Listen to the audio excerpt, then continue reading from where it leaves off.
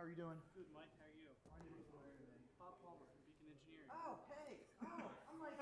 Well, he had the mask, and I was like, he looks familiar to me, but Yep. now I see. So you picked a hell of a night for your project. Well, we were supposed to go back in October, and my client, he wasn't interested in going because he didn't have his interconnect approved. He would wait. And so Scott says, we got this ordinance coming up. We really should get in beforehand. We're like one public hearing ahead of us. Hey, you know what? It'll be what it'll be. Yeah. Yep. See you, Mike.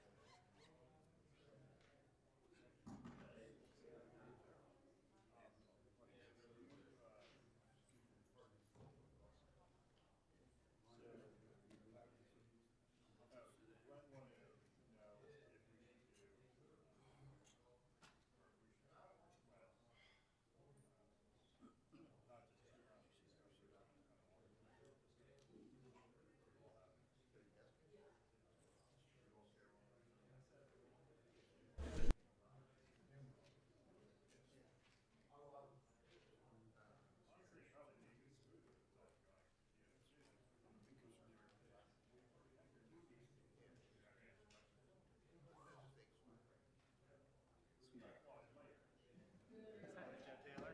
Thank you, buddy. Not too bad. Or we'll see. Sorry to wait downstairs for you guys.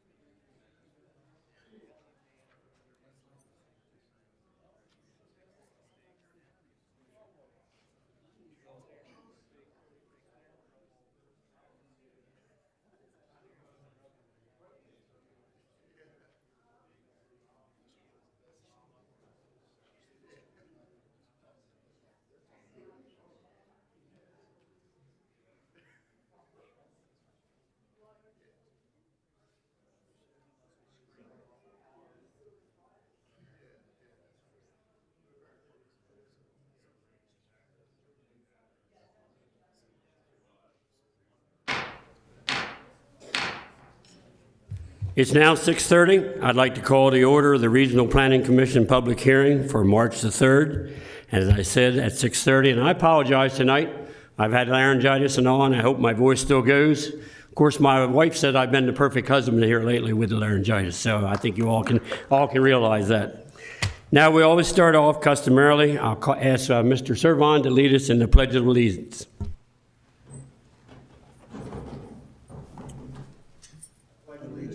To the flag of the United States of America, and to the republic for which it stands, one nation, under God, indivisible, with liberty and justice for all.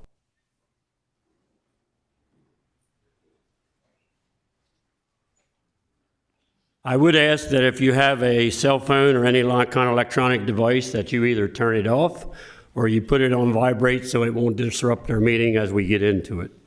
Sarah, I'll now turn it over to you for roll call and determination of quorum. Mr. Peterman? Here. Mr. Servon? Here. Mrs. Karcher? Here. Mr. Galvry? Here. Mr. Mills? Here. Mr. Davis? Here, nice to see all the commissioners present again. Mr. Jester? Here, and once again, I relay that same message. It's good to be back after 2 years of separation, most of us here. So you have 7 present, you do have a quorum. Thank you very much. You have in front of you the agenda for tonight with how we're going to go by things. If there's no additions or corrections to the agenda, I would ask for a motion. So moved. Second. I have a motion and a second. Sarah, call the commission. Mr. Peterman? Yes. Mr. Servon? Yes. Mrs. Karcher? Yes. Mr. Galvry? Yes. Mr. Mills? Yes. Mr. Davis? Yes. Mr. Jester? Yes. So you have 7 ayes in favor of approving tonight's agenda. I thank you, and I'm going to turn it right back over to you for the introduction and public hearing instructions. Thank you. This public hearing is being conducted for the purpose of giving the citizens of the county the opportunity to present testimony on the applications before the Regional Planning Commission. Everyone will have a chance to speak. All statements are to be made from the podium in the front of the room. If you're joining online, instructions will be given during the hearing for how to join. All testimony given shall be sworn or affirmed. For the record, please give your name and address. Copies of any written statements or exhibits used during the hearing should be presented for identification and inclusion in the record. The record will remain open for 2 business days following tonight's hearing. For each application before the commission, the chairman will introduce the application. Then the applicant or representative will be given 15 minutes to present the application. Following that, those in favor of the application will be allotted 5 minutes each to speak. Then those opposed to the application will be allotted 5 minutes each to speak. When everyone has had an opportunity to give testimony, the hearing on the application will be closed. No decision will be made by the Planning Commission tonight. The Commission will hold a public business meeting next Thursday, March 10th at 6:30 p.m., at which time it will make a decision on the applications heard tonight. All information of record will be considered, and a common vote of 4 members of the Commission is required to make a decision. Anyone may attend the business meeting, but no new testimony will be received. The public notice of this hearing was published on February 11th, 2022 in the Delaware State News. And the Kent County Levy Court will hear these applications on Tuesday, March 22nd, 2022 at 7 p.m. Unless tabled by the Planning Commission or withdrawn prior to the hearing, Levy Court also meets in this room.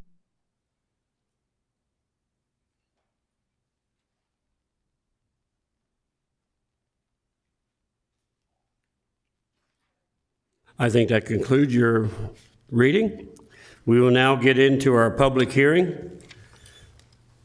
Our first application tonight in the public hearing is application CS-21-10. Application title is Our Generation, LLC. Applicants, Dan Leary, Our Generations, LLC, 87 Needs Mountain Road, Ridgefield, Connecticut, 06877. Owners, Joseph L. IV and Christina L. Taylor, 2940 Hammondtown Road, Harrington, Delaware, 19952. Engineer is Beacon Engineering, LLC, care of Robert Palmer, P.E., 23318 Cedar Lane, Georgetown, Delaware 19947. Zoning district is AR, Agriculture Residential. Comprehensive plan designation is low-density residential. Relation to the growth zone, outside. Present use, agriculture. Proposed use, solar facility, public utility.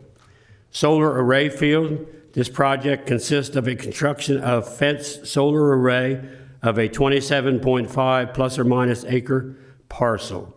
Water is well. Wastewater is septic. Levy Court District is 6, Mr. Howe. Lake Forest is the school district. Fire district is Harrington, Station 52. Area and location is 27.5 plus or minus acres on the northeast corner of the intersection of Hammondtown Road, County Road 311, and Farmington Road, County Road 314, southwest of the city of Harrington. Is there someone here to represent this application? Please come to the mic, give us your name and address, and you can either be sworn or affirmed by our attorney. Good evening, ladies and gentlemen. To echo your sentiments, the last time I was here was 2 weeks before we shut down, so it is very good to be back. For the record, my name is Robert Palmer. I'm with Beacon Engineering, representing the owner and the applicant, and my physical address is 23318 Cedar Lane, Georgetown, Delaware. Mr. Palmer, do you swear or affirm to tell the truth, the whole truth, and nothing but the truth, sir? Yes, sir, I do. Thank you. Try to keep the mic close to you, so we're some senior citizens y'all up can here, hear so we me. might not hear you very well. Well, if I project rather well, so if I'm too loud, just say simmer down. You'll do fine. As I said, it's good to be here. Thanks for the introduction. With me this evening, I have Mr. and Mrs. Taylor, and remotely I have Mr. Leary and Mr. Schechter, so they all would like to speak at some point.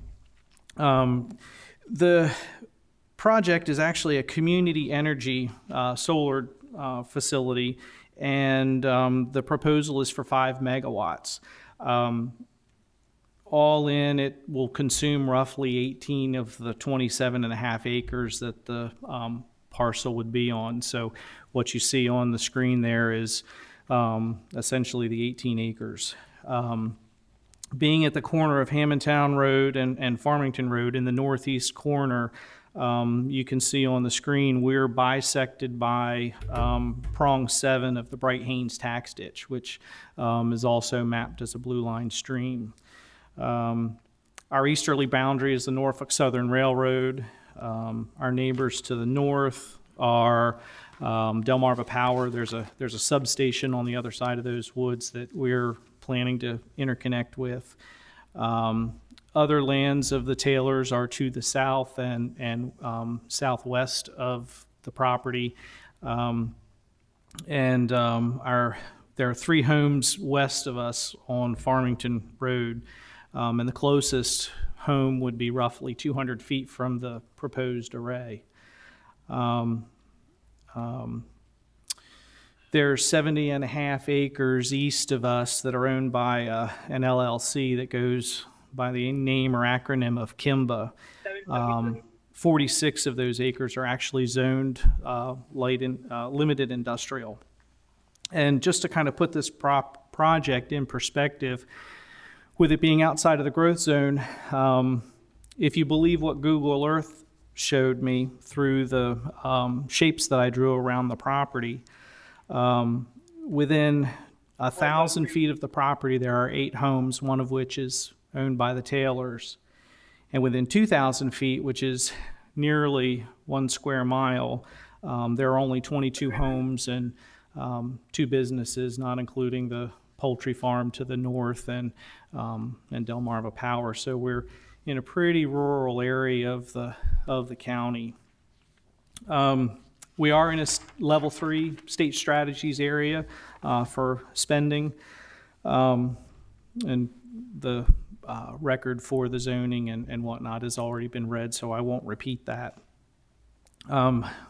In assembling the application, I did study the comp plan, and there were some areas in particular that I wanted to highlight in support of our application. These all come from the land use section, chapter 7. And the comp plan's priority is to preserve areas appropriate for economic development where infrastructure is available or could be reasonably provided. And throughout the plan, areas designated for future industrial, commercial, and smaller scale neighborhood development have been designated. And in the comp plan on map 7C, while the future land use map shows this part of Mr. Taylor's farm as being low density residential,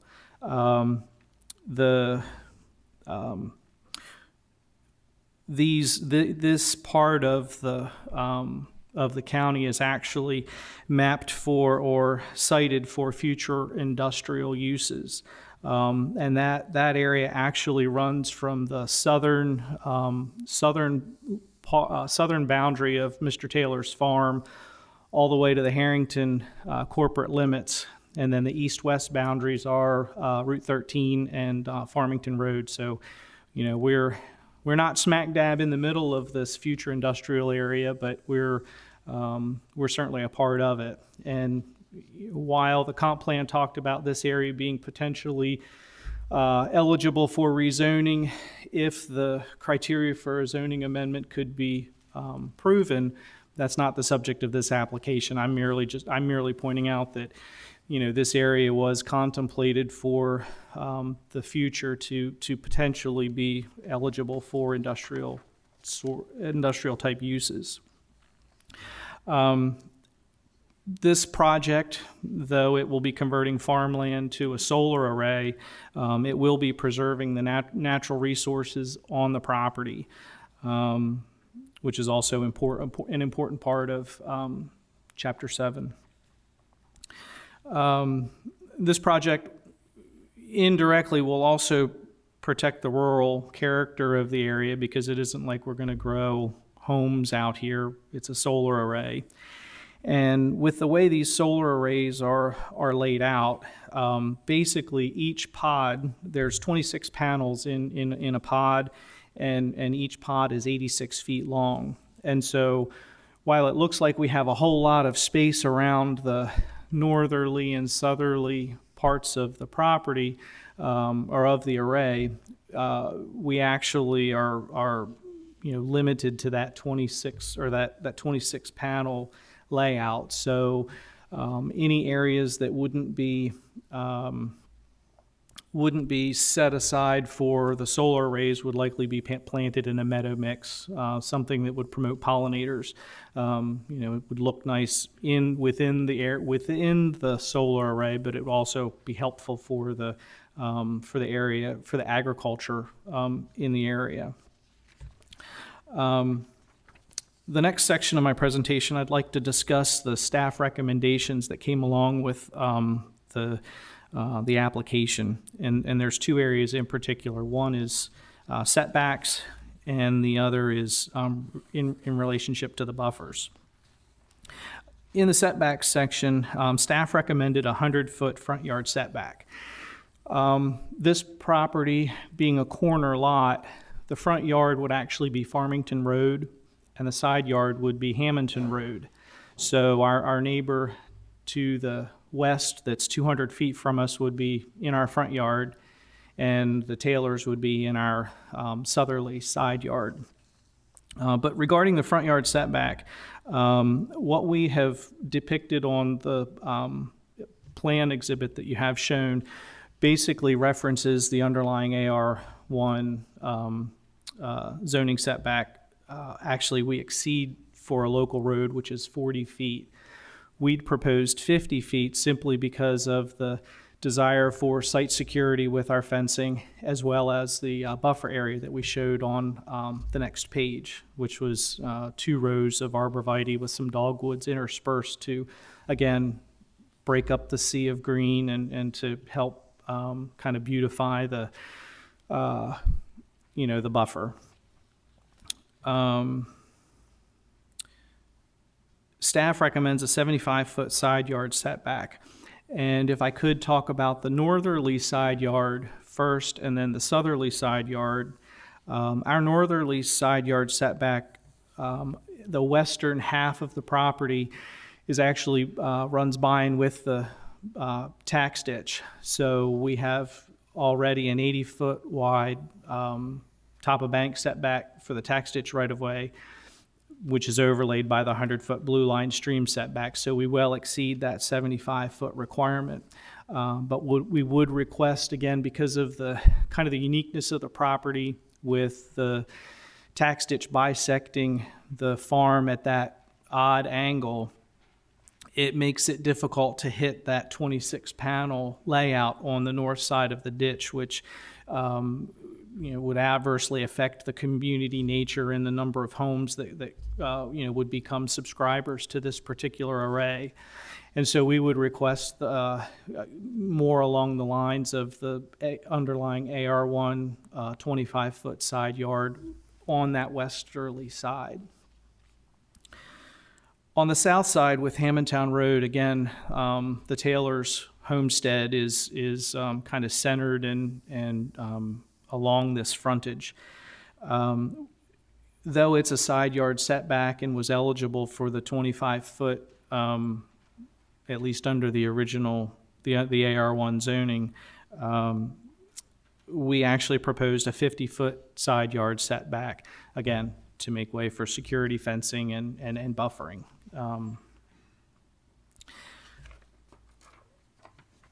For the rear yard setback, staff recommended a 75-foot rear yard, and our rear yard well exceeds that. We have, and it's rather difficult to see on the plan, but we have a Delmarva Power utility easement for the high-tension power lines that runs kind of by and with the railroad right-of-way. So the 75 feet wouldn't necessarily propose an adverse impact to the application. The other section would be the staff recommendation for buffers. And in talking with staff, we understand the importance of buffers, which is why we provided what we provided in the first place. And where we looked at the buffering was in section 18789 of the code. And what we would ask is latitude to use any and all of the 4 options. These are long, straight buffers. And if we could break those up through a combination of fencing and landscaping and berms to create character along the buffer, as opposed to, again, as I mentioned a minute ago, a sea of green with just 2 or 4 or however many rows we're required to plant. I think that would make for an overall better project. And while we only have 3 neighbors to the west, I think they would appreciate something, something attractive to look at that would potentially flower throughout the year. So in conclusion, and as I conclude, I'd like to open it up to the folks from our generation that should be on the call by now.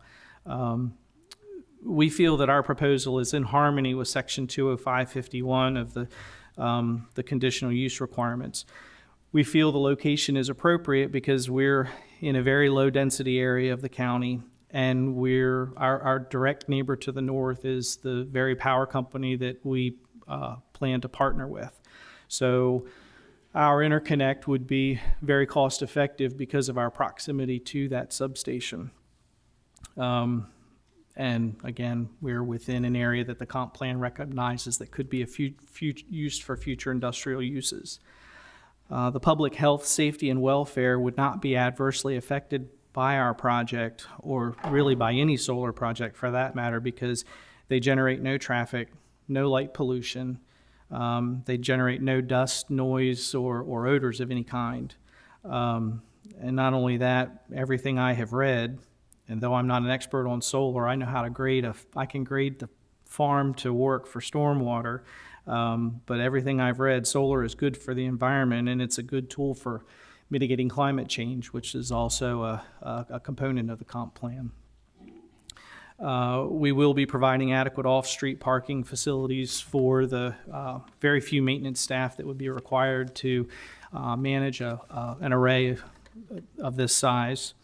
And we are providing the necessary safeguards for the protection of the surrounding property owners and persons through security fencing and buffering, as we've proposed it. And the additional standards of the article, the conditional use article for public utilities and uses would also be complied with. So with that being said, if Mr. Leary and Schechter, yep, I'll stop. I thank you for your presentation. I do have one question. Yes. As under staff recommendation, page 5, Kent Conservation District, I was a conservation ditch manager for over 20 years, and I see the fence actually goes around the whole parameter of the property. Yes, sir. But somebody's going to need to be allowed to get on there to maintain and mow the ditch. Yes, Are there sir. going to be gates on those areas, or how's people going to access it? There will be gates, and we haven't worked out those details yet, but the intent is to work with the district and NRCS to come up with a suitably sized culvert so that site security would be maintained and the tax ditch flow wouldn't be affected.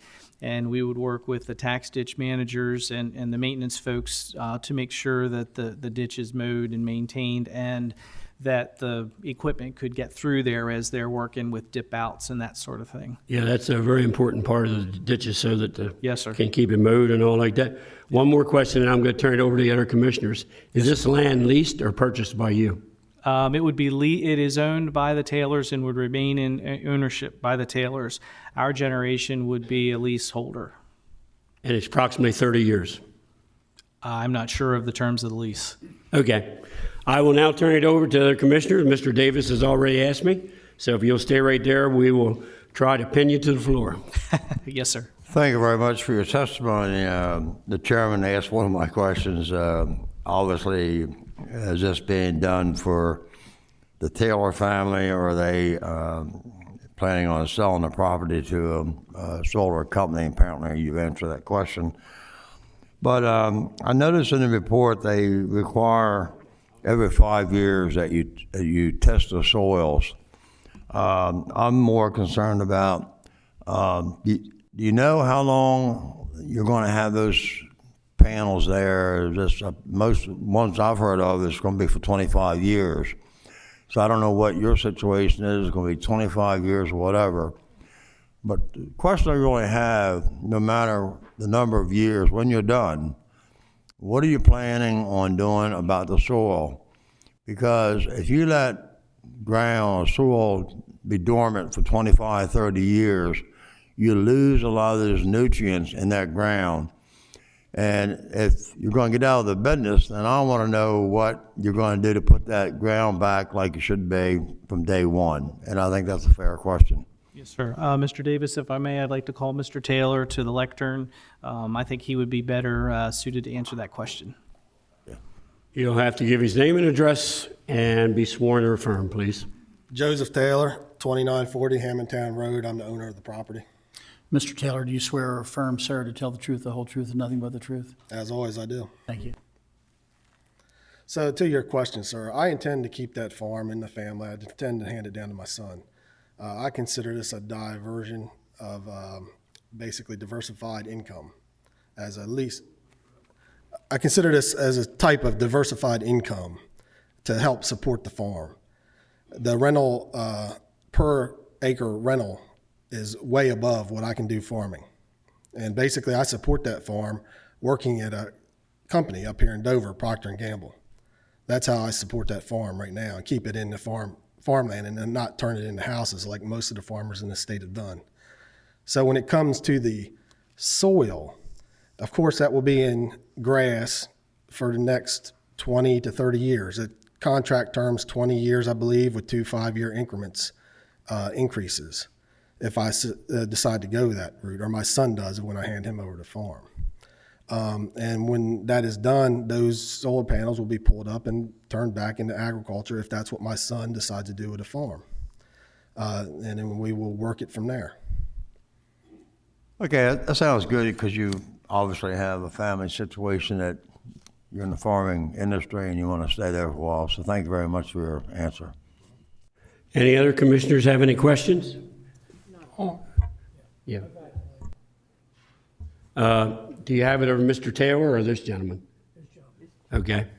When you was giving the presentation, did I understand that you either had a contract or you working on a contract with Delaware Electric Co-op, or where's this energy going to go from these solar panels? Our clients, our generation, are working with Delmarva Power on an interconnect agreement, and so they're working with Delmarva Power on the details of the subscriber agreements and the marketing and that sort of thing. And again, they're on the line. They may be able to answer that question in a little more detail. I have one more question. Yes, sir. Do you intend to plant a cover crop in there, or flowers or shrubs or anything in there that you're going to mow, that you're going to keep it nice and neat, or what? So around the arrays, there will be maintenance that will occur, land maintenance that will occur. But as I said in my presentation, that we are talking about planting the areas that are not within the solar arrays. Use unused land because of the way the arrays lay out. We plan to plant those in meadows with wildflowers and such, so that they act as pollinate, attractants for pollinators. So there will be a plant life between the solar panel rows? There will be grass, yes, sir. Okay, thank you. Yes, sir. Is there any other commissioners have any question for the? Yeah, the question Mills? I got is on the line, the one that Mr. Davis asked. In this case, the gentleman's owning the farm, they're going to continue farming the land as the grass around those solar panels. Is that correct? Or is the company, the solar company, responsible for that part of the maintaining the property? With the contract I have, the solar company is maintaining that 30 acres. I will continue to farm or rent out the back half of the farm, which the solar company has nothing to do with. Okay, then that leads to the second question. Is this a 25-year project? I Because believe, all solar farms that we've come up on, we always get that magic number of 25 years. I believe, and I'd have to look at the contract, but I believe it was a 20-year term with 2 5-year extensions. Okay, so then is the company responsible for reclaiming that land back to its original? I stipulated that in the contract, yes. Okay, now the next question I got, we already got one on Farmington Road that we approved 2 years ago that was approved, has never ever started. What's projected time frame have you got when this is approved that the company will be starting construction? That question would be more in line for the solar company, but I will say from what I've heard that the solar company is having a hard time with DP&L with the interconnection agreement. So if DP&L decides to play ball, I assume the solar company will proceed with the project. Okay, that answers my question. Thank you. Are any of the other commissioners? Mr. Servon? Any other body up here? Dee Dee? Dee Dee, I think, has a question for staff. I'm curious as to why it's requesting or recommending a minimum of 4 rows instead of the 2 that would be typical. We pulled the 4 out of the draft ordinance. If the Planning Commission wants to recommend something different, that is certainly in your purview. I don't think this is a time to discuss a draft ordinance, but I think it says 2. I guess that concludes your part of the presentation. So are you directing us to the phone or to somebody in the audience? Mr. Taylor, unless you have any more, I'll let these guys go. Okay, Mark, you got somebody on the phone? Okay, Mr. Leary, thanks for being patient with us. Can you give your name and address for the record and be sworn in by our attorney? Yes, this is Dan Leary with Our Generation, the applicant, 87 Ned Mountain Road, Richfield, Connecticut. Mr. Leary, do you swear or affirm to tell the truth, the whole truth, and nothing but the truth, sir? I do. Thank you. Thank you, sir. Go ahead with what you have to say. All right, yeah, thank you. I just wanted to comment a little bit on some of the questions that the commissioners have brought up and what both Joe Taylor and Robert Palmer have mentioned with respect to the project. So what we are proposing here is referred to as community solar, which is a new construct to the state of Delaware. The state of Delaware has had traditional solar projects that go on homes or serve directly to individual businesses, either on their rooftop or adjacent to their facilities. They've also had very large utility scale solar projects, which can take up to several hundreds of acres. Community solar is a much smaller scale. It kind of fits in between the residential, commercial scale projects that serve a single customer, a homeowner or a business, and the utility scale projects, which are very large and directly feed the grid with their power and then therefore become like a wholesale energy producer. What community solar is, and it's in legislation right now and going through the Public Service Commission and the stakeholders group to finalize the rules and the mechanics of it, but essentially within Delmarva Power's territory, solar projects no larger than 4 megawatts AC, so roughly about 5 megawatts DC, direct current capacity versus alternating current capacity, which is the footprint that we have here, can connect directly to the distribution system as opposed to the transmission system, which a utility scale project would connect to, or behind the meter, which a residential or commercial application would connect to. By connecting to the distribution system, the electrons go into the grid right in that region. But under the constructs of community solar, all of the financial and environmental value associated with the solar farm can then be shared amongst all different ratepayers across the Delmarva territory. So homeowners that can't afford to put solar on their roofs, have trees that shade their roofs, businesses that rent their space and don't have access to the rooftops. All of those are now eligible to participate and save on their energy bills through subscription services under a community solar construct. And so that is what's we're proposing here. So these projects won't get any larger than what you're seeing here. And that's one of the reasons why, with our challenging site with the tax ditch and everything, we're trying to see if there's leeway for us to have the setbacks as we propose so that we can do the max system size, because what that allows us to do is that, there are certain fixed costs associated with these projects with respect to the interconnection, as well as obviously the landscaping and site preparation. But a larger system we can have up to that 4 megawatts AC cap allows us to, produce more energy, produce it at a cheaper rate, show more savings to Delmarva Power ratepayers around the area, homeowners and businesses in the greater Harrington area. And, ultimately, serve more customers. Every megawatt of power serves anywhere from 150 to 200 homes. So a project of the scale that we're proposing right here could serve up to, roughly 750 homeowners if it were subscribed to 100% by just residential homes. Solar, as an installation is, very low touch on the land as well. All we have going into the ground are small driven piles that hold up the racks, that hold up the solar panels. The solar panels don't exceed anywhere from 8 to 10 feet in height. So proper screening, which we're proposing here, can shield it from public view on public roads or neighbors.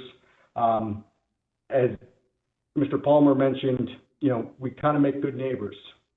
There's no noises, there's no smells, there's no traffic. We're not using municipal services for sewer, water. We're not sending kids to school. And, on the agricultural component, at the end of the life of the project, we have the obligation and we can put in, and I think there's comments here from the staff, and we'll certainly comply with them, to put in a decommissioning bond where we hold a bond throughout the operational life of the project so that there are funds always there to have the system properly decommissioned and removed and the site put back to its original conditions in terms of agricultural land. And again, we're pulling up these metal piles that have been driven into the ground. And so we're essentially allowing this agricultural land to rest for 20 to 30 years and regenerate its soil conditions. We're not continuously tilling it throughout the life. And during the operational life, we can use dual use on the site. And a lot of, some of the other territories where we have operational projects, like in New York State, we use sheep.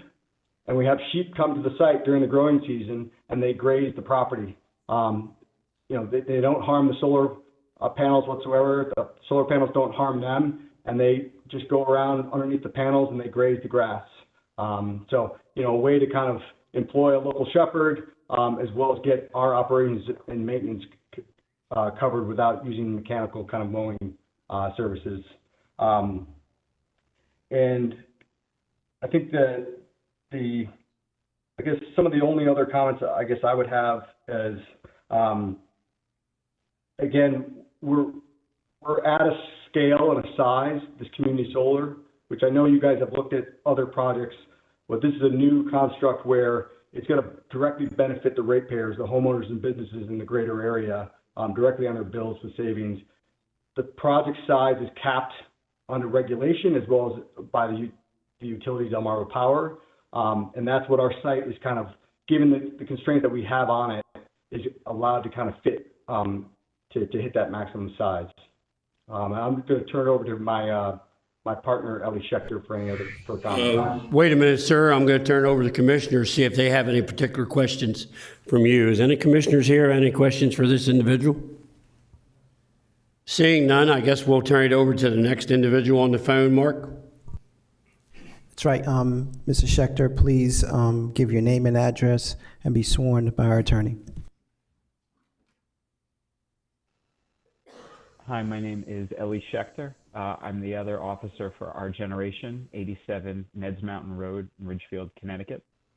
Mr. Schechter, do you swear or affirm, excuse me, do you swear or affirm tell the truth, the whole truth, and nothing but the truth, sir? I do. My business partner, Dan, just summed it up. He just summed it up pretty well. A few things I want to add to it. We want the commission to know who we are as an organization. We specialize in these types of community solar projects. So we don't develop the several hundred acre utility scale projects, and I know the commission has seen. We focus on projects like this that are a benefit to the community, and we have financing partners that are interested in specifically doing community solar projects like these that can benefit the community. And to follow up on some of the questions about timing, the program is new.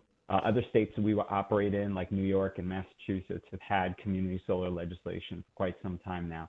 Delaware is just going through the process of finalizing their community solar legislation now and drafting the program rules now. So the question about our timing really depends on when the program is finalized.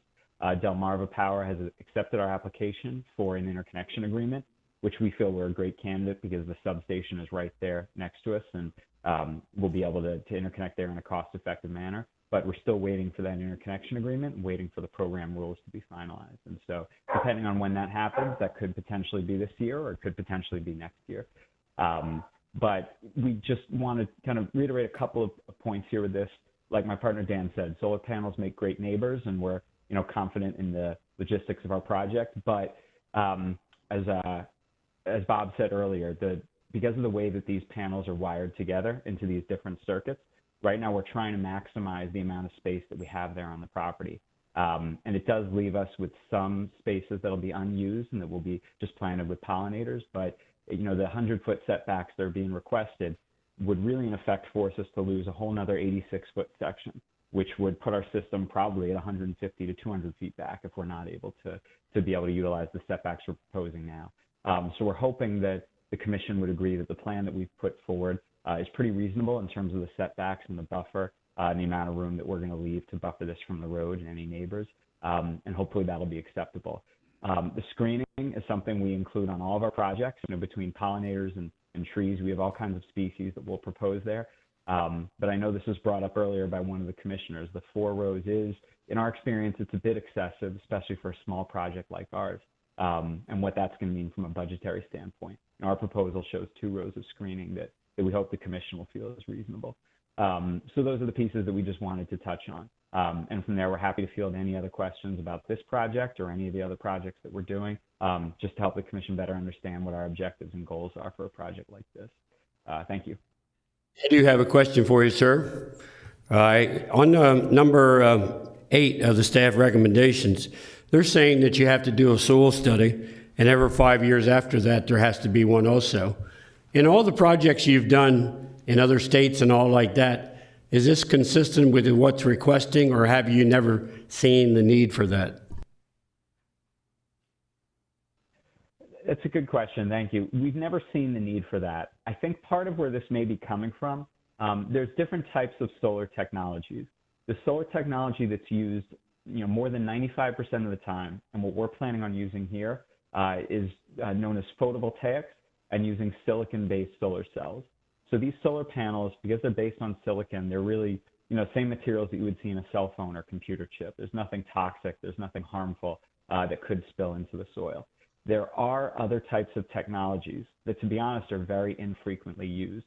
There's solar cells that are made of cadmium telluride, which can be toxic. There's even solar cells that NASA uses that have arsenic in them. But those are not the solar cells we're using here. It's not the technology we're proposing here. And we'd be happy to provide the cut sheets and material safety data sheets for the panels that we're using, which are extremely harmless. That being said, it's not a burdensome requirement. If we had to, do soil testing to make sure that everybody's confident that, we're being true to our word, then for us, that's not as much of a pain point for this project as some of the other items that we brought up. I hope that makes sense. I thank you very much. I'll now open it up to the other commissioners. Does any of the commissioners up here have any questions for this individual? Seeing none, I once again thank you for your presentation. Does anybody else from the engineering company have anything to say on the phone?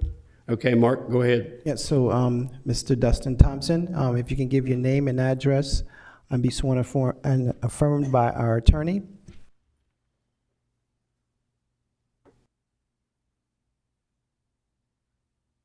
You can unmute your line by pressing *6. Can you hear me? Yes, sir. Proceed. Thank you. My name is Dustin Thompson. I actually live in Wilmington, Delaware, and I really just had a question more than a comment. The first gentleman said that it was a 5-megawatt project, and then every person thereafter referenced 4 megawatts, which of course is the regulated cap on a community solar program. So is that first iterance of 5 megawatts an error? And that was really my only comment. Thank you. Is this gentleman with the engineering firm? Mr. Palmer, I guess you're going to come back up and tell me if he's with the firm or not? Yes, sir. I was mistaken. The earlier versions of the plan showed 5.2 megawatts, but it's later been capped at 4. So the correct answer is 4. I apologize. You're going to have to go stand in the corner, I guess. Can I respond to that one as well? I just want to make sure there's no confusion. Hold on, Mr. Thompson. Mr. Thompson, excuse me. We're making a record here. Why don't you, you've given us your name. Why don't you give us your address as well? And I'm going to swear you, and then you can go forward, all right? Yes, very sorry about that. It's all right. Dustin Thompson. My address is 303 South Cleveland Avenue, Wilmington, Delaware, 19805. And for full disclosure, I am a staff member at the Sierra Club Delaware chapter. Right. So do you swear or affirm that the testimony you've given and the testimony you're about to give will be the truth, the whole truth, and nothing but the truth, sir? Yes, sir. Go ahead. Sir, do you have anything else to present, or is that the end of your presentation? I have no further comment. Thank you. Thank you very much. I guess that concludes the engineering firm. Excuse me? We wanted to respond to the last question with a clarification. This is Ellie Schechter, the applicant. Can we just respond to Mr. Thompson's last question? And this is Mr. Schechner? Yes. Okay, go right ahead. So the clarification is this. The system actually is 5.2 megawatts. That's not an error. It's important to understand there's a DC, a direct current capacity of the system, and an AC, an alternating current capacity of the system. These community solar projects are limited to 4 megawatts AC. It's very common with solar projects like these to have a slightly larger DC size, because in that conversion from DC to AC, there's certain losses, certain efficiency losses, certain voltage drops, and things like that. And normally, to be most efficient, the DC rating of these systems is about 25% higher than the AC rating. So to be totally accurate, this is a 5.2 megawatt DC system with a 4.0 megawatt AC rating on the system, if that makes sense. Thank you very much. We'll make sure that the minutes for this meeting show that. Having seen all the presentation from the engineer, I'm now going to open it up to those in the audience. Is there anybody here that's in favor of this project? Anybody here in favor of this project? Anybody here in favor of this project? Mr. Taylor, we think we understand your position. Third and final call, is there anybody here in favor of this project? Having said that, I will now turn it over to the against. Is there anyone here against this project? Please come to the microphone, give us your name and address, and you can be either sworn or affirmed. Hi, my name is John Nichols. I'm native Delawarean. I live at 970 Winnow Drive, Clayton, Delaware. Mr. Nichols, do you swear or affirm to tell the truth, the whole truth, and nothing but the truth, sir? So help me God. Thank you. I'm a activist for reliable and affordable electricity. I've served before the Public Service Commission as an intervener on several occasions. My most recent service was with the transparency docket. If you're a Delmarva Power customer and you look on the back of your bill, there are certain line items that are broken out on your bill, wind, solar, and what's called the QFCP. That's the Qualified Fuel Cell Provider Charge. Those charges, as identified on your bill, are all direct subsidies to wind, solar, and the Qualified Fuel Cell Provider. Now, in Delaware, the Qualified Fuel Cell Provider is Bloom Energy.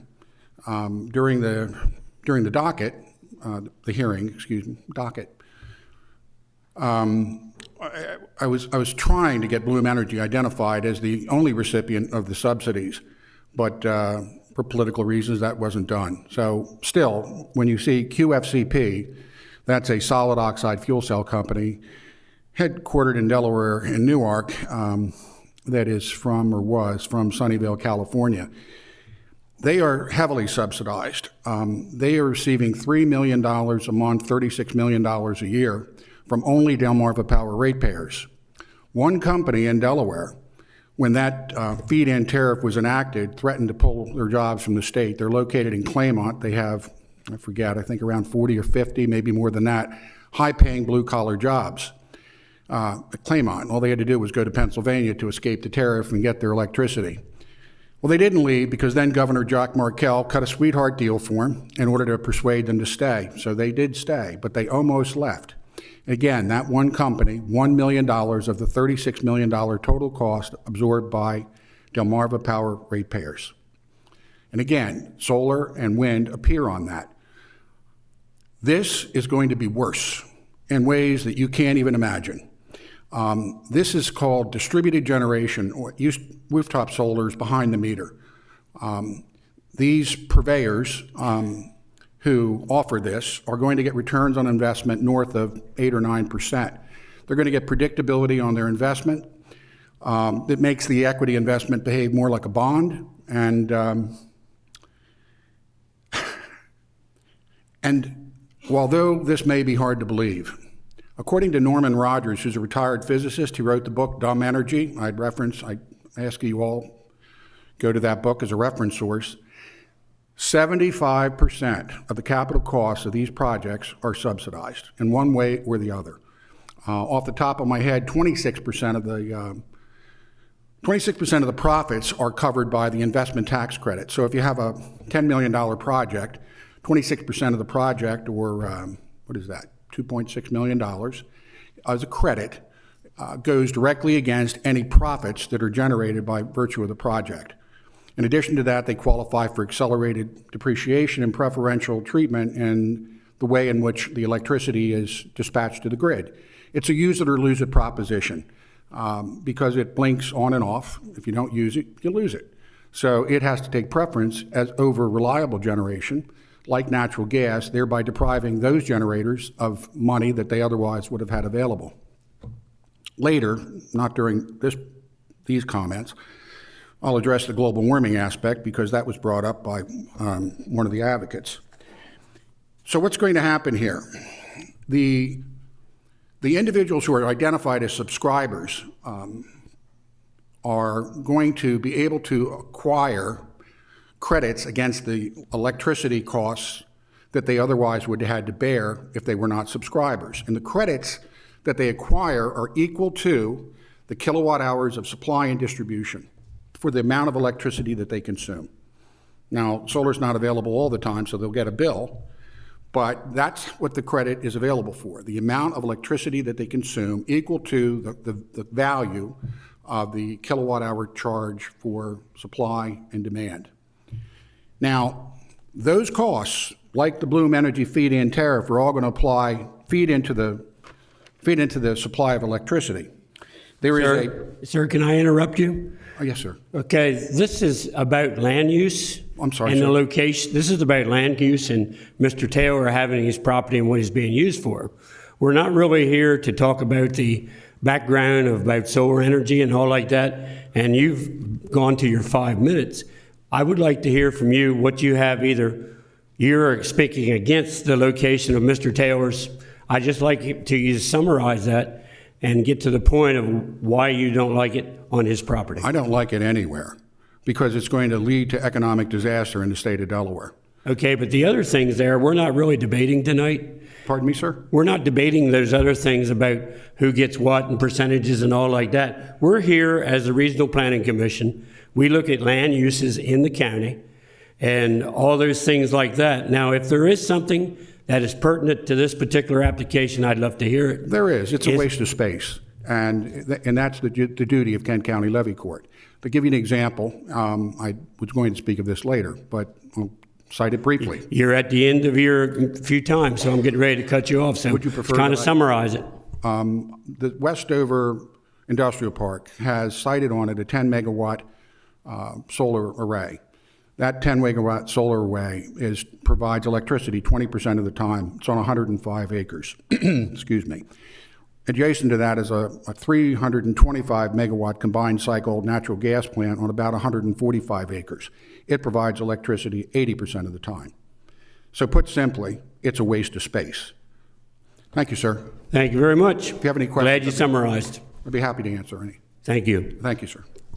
Is there anybody else here against this project as far as land use? Is there somebody on the phone?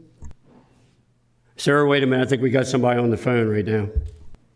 Okay, so there are a few participants who are joining us by telephone, so they don't have a computer, so I want to give them the opportunity to raise their hand. So if you're joining us by phone and you'd like to make comments on this application, please press *3 to raise your hand. Okay, so we have Mr. Krishna. If you want to give your name and address and be sworn and affirmed by our attorney. Yes, sir. Thank you. I would like to speak in favor. Is that okay? Name and address, sir. We need your name and address, sir, so you can be sworn or affirmed.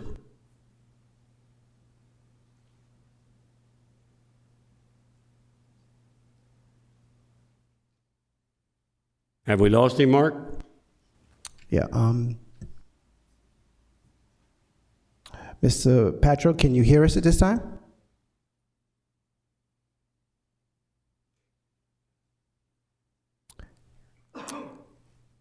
We seem to have lost his audio. He's on the line, but we're not getting his audio. So, Mr. Patrick, maybe you want to go out and come back in the meeting. We'll proceed on to the other applications. Hopefully you can rejoin us at that time. We'll go to the gentleman here in the office that stood up, and thank you for your understanding. Sir. Come and give your name and address and be either sworn or affirmed. Okay. I'm Kevin Goldsboro. I reside at 668 Lighthouse Road, Smyrna, Delaware, 19977. Good evening, Mr. Goldsboro. Do you swear or affirm to tell the truth, the whole truth, and nothing but the truth, sir? I do. Thank you. Okay. Before last year, I'd never said the word solar more than 10 times. Since last year, I've probably said it 10,000 times. Stay over by the microphone, sir, best Okay. you can, please. What I have to say is not against the applicant himself is for the best interests of the applicant, the things I've been finding out. I'll just remind you, you have 5 minutes. Yes, sir. Yeah. They tell you everything that you want to hear, how much money you can make. But they paint a pretty picture. You make X amount of dollars per year and it exceeds what you can make per acre off of doing agriculture.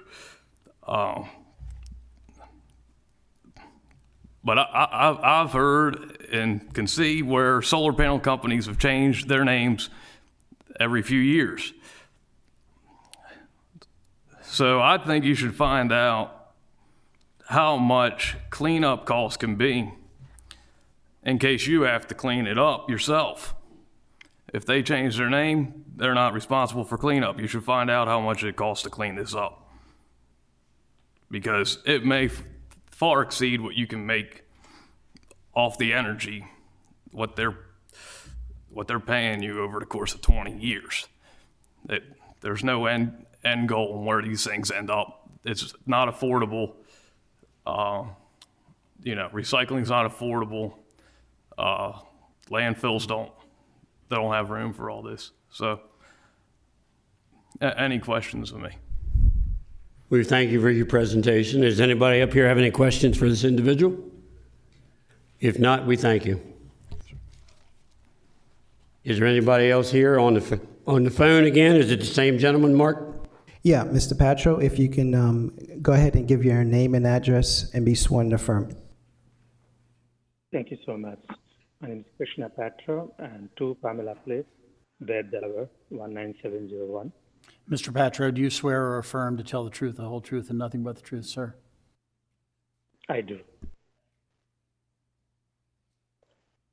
So, thank you so much. I just want to thank thankful that I'm in this call today. That it's a great effort, alternative source and energy source. And as we are experiencing ongoing environmental crisis everywhere, and I'm glad that in Delaware we are taking this initiative to develop clean energy. There may be challenges, but I'm in favor of seeing this project more and more in Delaware. Thank you. I thank you, sir. Does anybody have any questions? Thank you, sir. Appreciate it. Anybody else on the phone, Mark?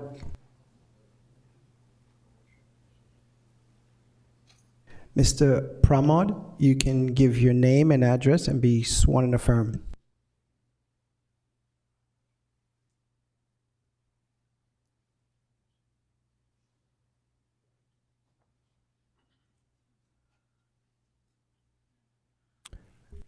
Mr. Pramod Mathur.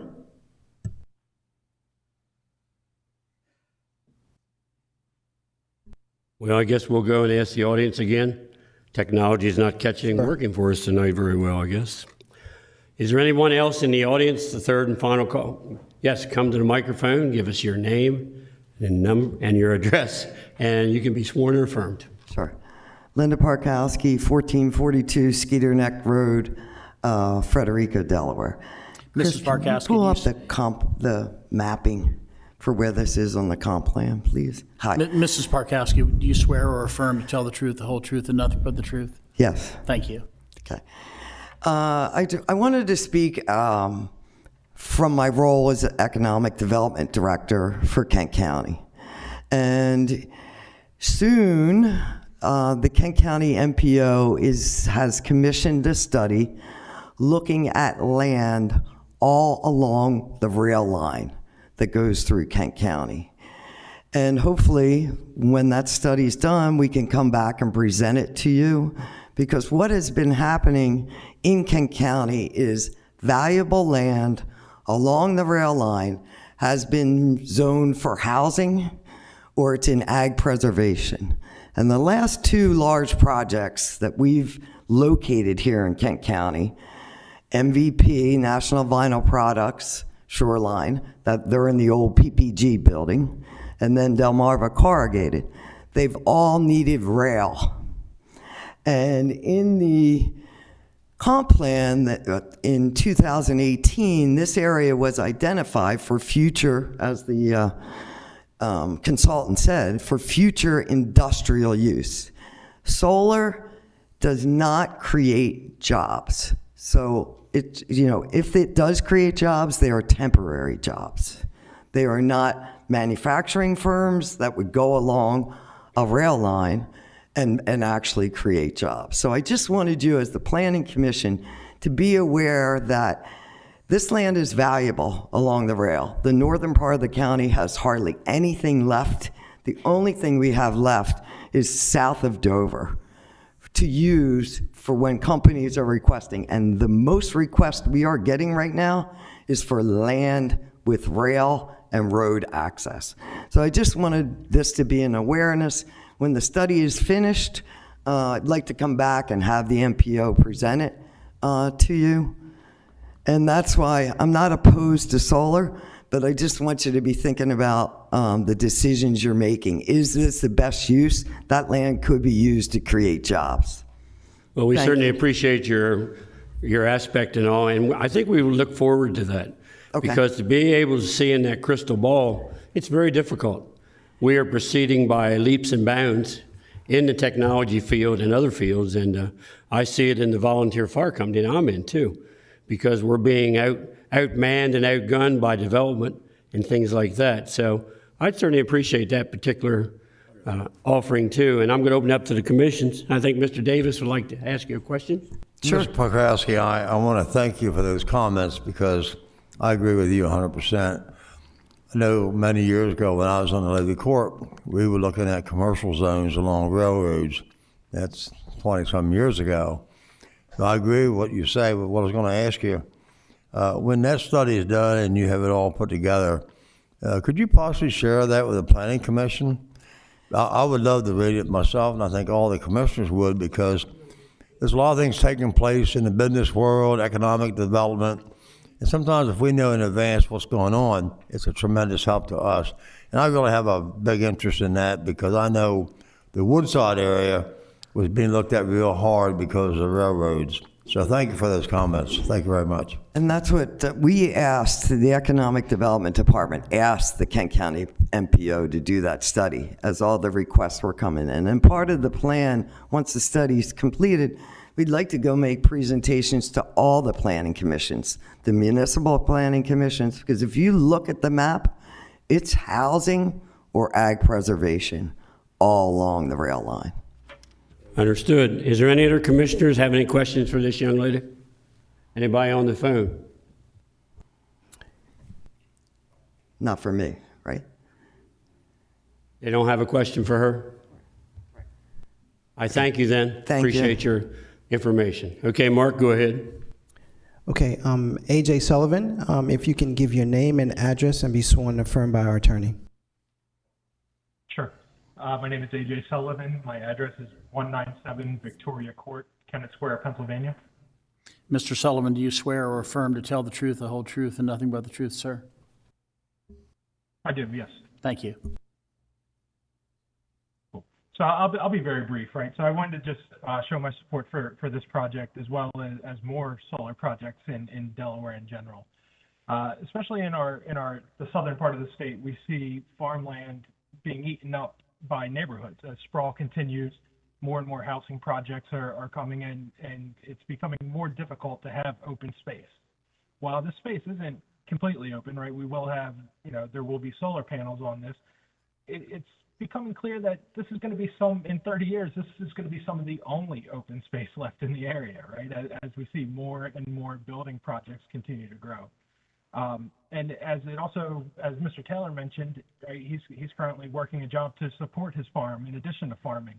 And this is valuable income for farmers and landowners that they wouldn't be able to get otherwise.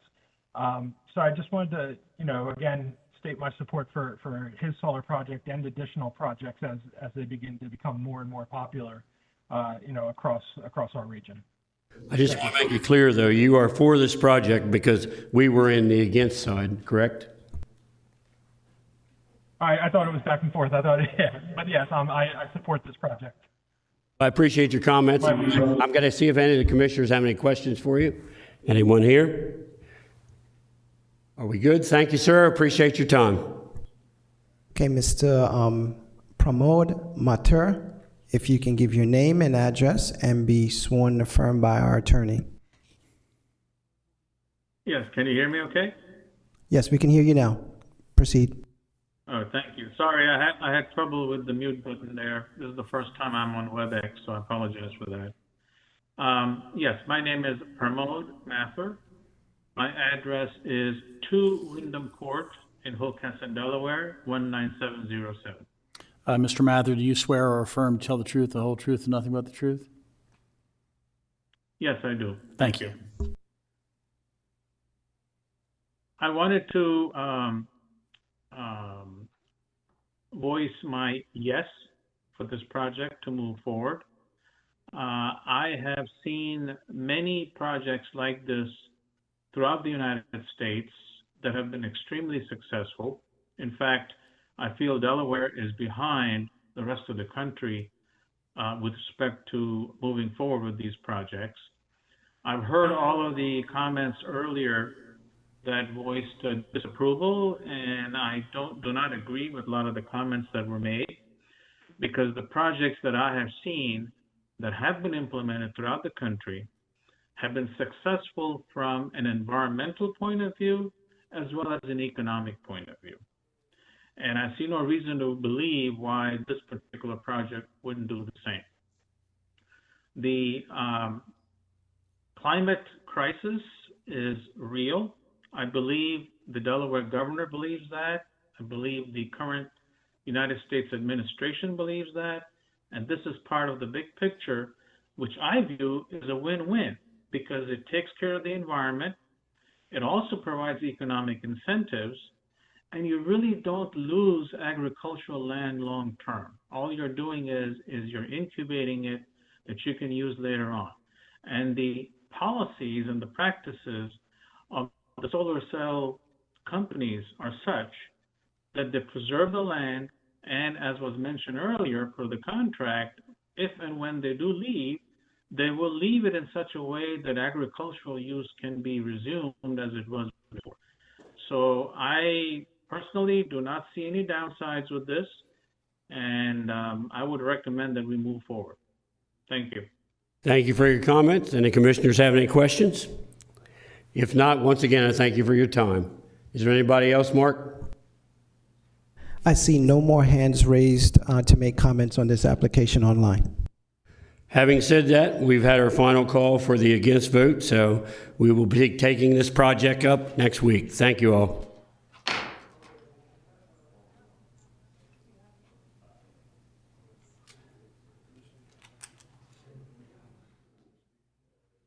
We'll now go into our next application.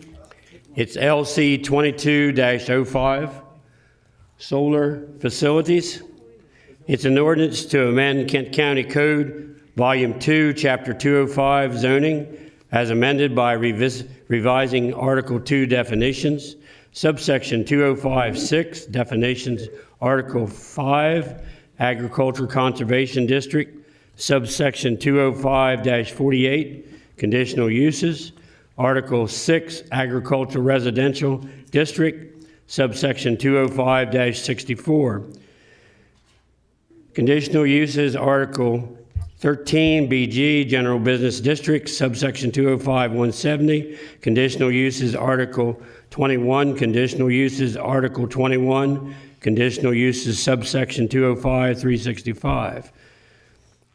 Table of conditional uses in Article 26A, supplementary regulations in order to establish community energy generating facility as conditional uses in the AC, AR, and BG zoning districts. Utility solar facility as conditional uses in the AC inside the growth zone overlay district. AR and BG zoning districts and established conditions of approval for each. Sarah, I guess you're up for this one. Thank you very much, Mr. Chair. This ordinance is being proposed, it's put forward by the levy court as an attempt to pull out solar facilities from the overall public utility use. So what it does is define two different types of solar, right? Community, which we've been talking about tonight, as well as utility, and set out different development requirements for each, conditions for each. With respect to utility, what the ordinance does is allow the development of utility solar in the AC zoning district only inside the growth zone, as well as in the AR and BG zoning districts. Development of community is limited in scope to 40 acres in size and is permitted in the AC, AR, and BG zoning districts, technically as a conditional use, but allows for an administrative approval. So that if, for example, the application earlier tonight under this ordinance would have gone through an administrative review, adjacent property owners within 200 feet would have been notified. If no one within 30 days sent an objection to it, the staff would have simply approved it. If an objection was raised, it would have gone through the conditional use hearing process. For both kinds of development, various setbacks, both from just along property lines as well as from off-site dwelling units, scenic byways, wetlands, et cetera, are established for each kind of use. With respect to community, those setbacks are distinguished between whether it's AC outside the growth zone or AC inside the growth zone, AR and BG. It also, for community, limits the total acreage of community developed in the AC zoning district outside of the growth zone to 800 acres total. It also establishes a distance between community solar facilities of 2,000 feet. So there's got to be a separation distance between community solar facilities. And then finally, just hitting the highlights for the utility solar facilities, it is limited to a coverage of 85%. So if you've got a parcel, only 85% of it can be covered in solar. So again, with respect to where these are permitted for utility solar, it is permitted in the AC zoning district only inside the growth zone. It is thereby prohibited in the AC zoning district outside the growth zone. Also permitted in the AR and BG zoning district, regardless of growth zone. I'm happy to answer any questions the commission might have about details in the ordinance. I'm going to open it up to commissioners first. Denise has a question for you. You can say Dee Dee, that's okay. Question about the whole soil thing, which I know got brought up before. And I think I already got my answer, or perhaps my answer from one of the gentlemen that were speaking online. But is this soil sampling, I mean, when I read it, I thought this doesn't make any sense to me. And I think the gentleman explained that for 95% or more, it doesn't make sense to him. So I'd like to know where this came from. I mean, did you consult with the Ag Department, and did you consult with DENREC, and did you see what's being done nationwide? There were no readily apparent examples of such regulations for solar. So staff proposed it. It's been refined any number of times. There have been several iterations of this ordinance over the last several months. I know that there's been some testimony submitted already in writing about further clarifying that standard, but that provision is included in the ordinance at the request of the levy court. You're saying that this could be changed with more information that is obtained? It's certainly amendments to the ordinance are possible. And there have been, if you look in your packet, there have already been some comments submitted with the goal to gain some additional clarity, specifically related to that section. And if it were the desire of the Planning Commission, staff can prepare potential amendments for consideration that you could move on to the levy court. Okay, I mean, well, my concern, well, it's not really a concern, but yes, I would like more information as to why this was even put in, but I don't expect you to come up with this by next week. I don't think that is fair either. Perhaps it is, and I, are not knowledgeable enough. So, I mean, it seems to me that there's some things in here that if we do have concerns, it almost seems like next week might end up being too soon to make a vote, to have a vote, but that's just me speaking, and I don't know. The ability to write amendments that are ready for a vote, that depends entirely on what sorts, how many and what kind.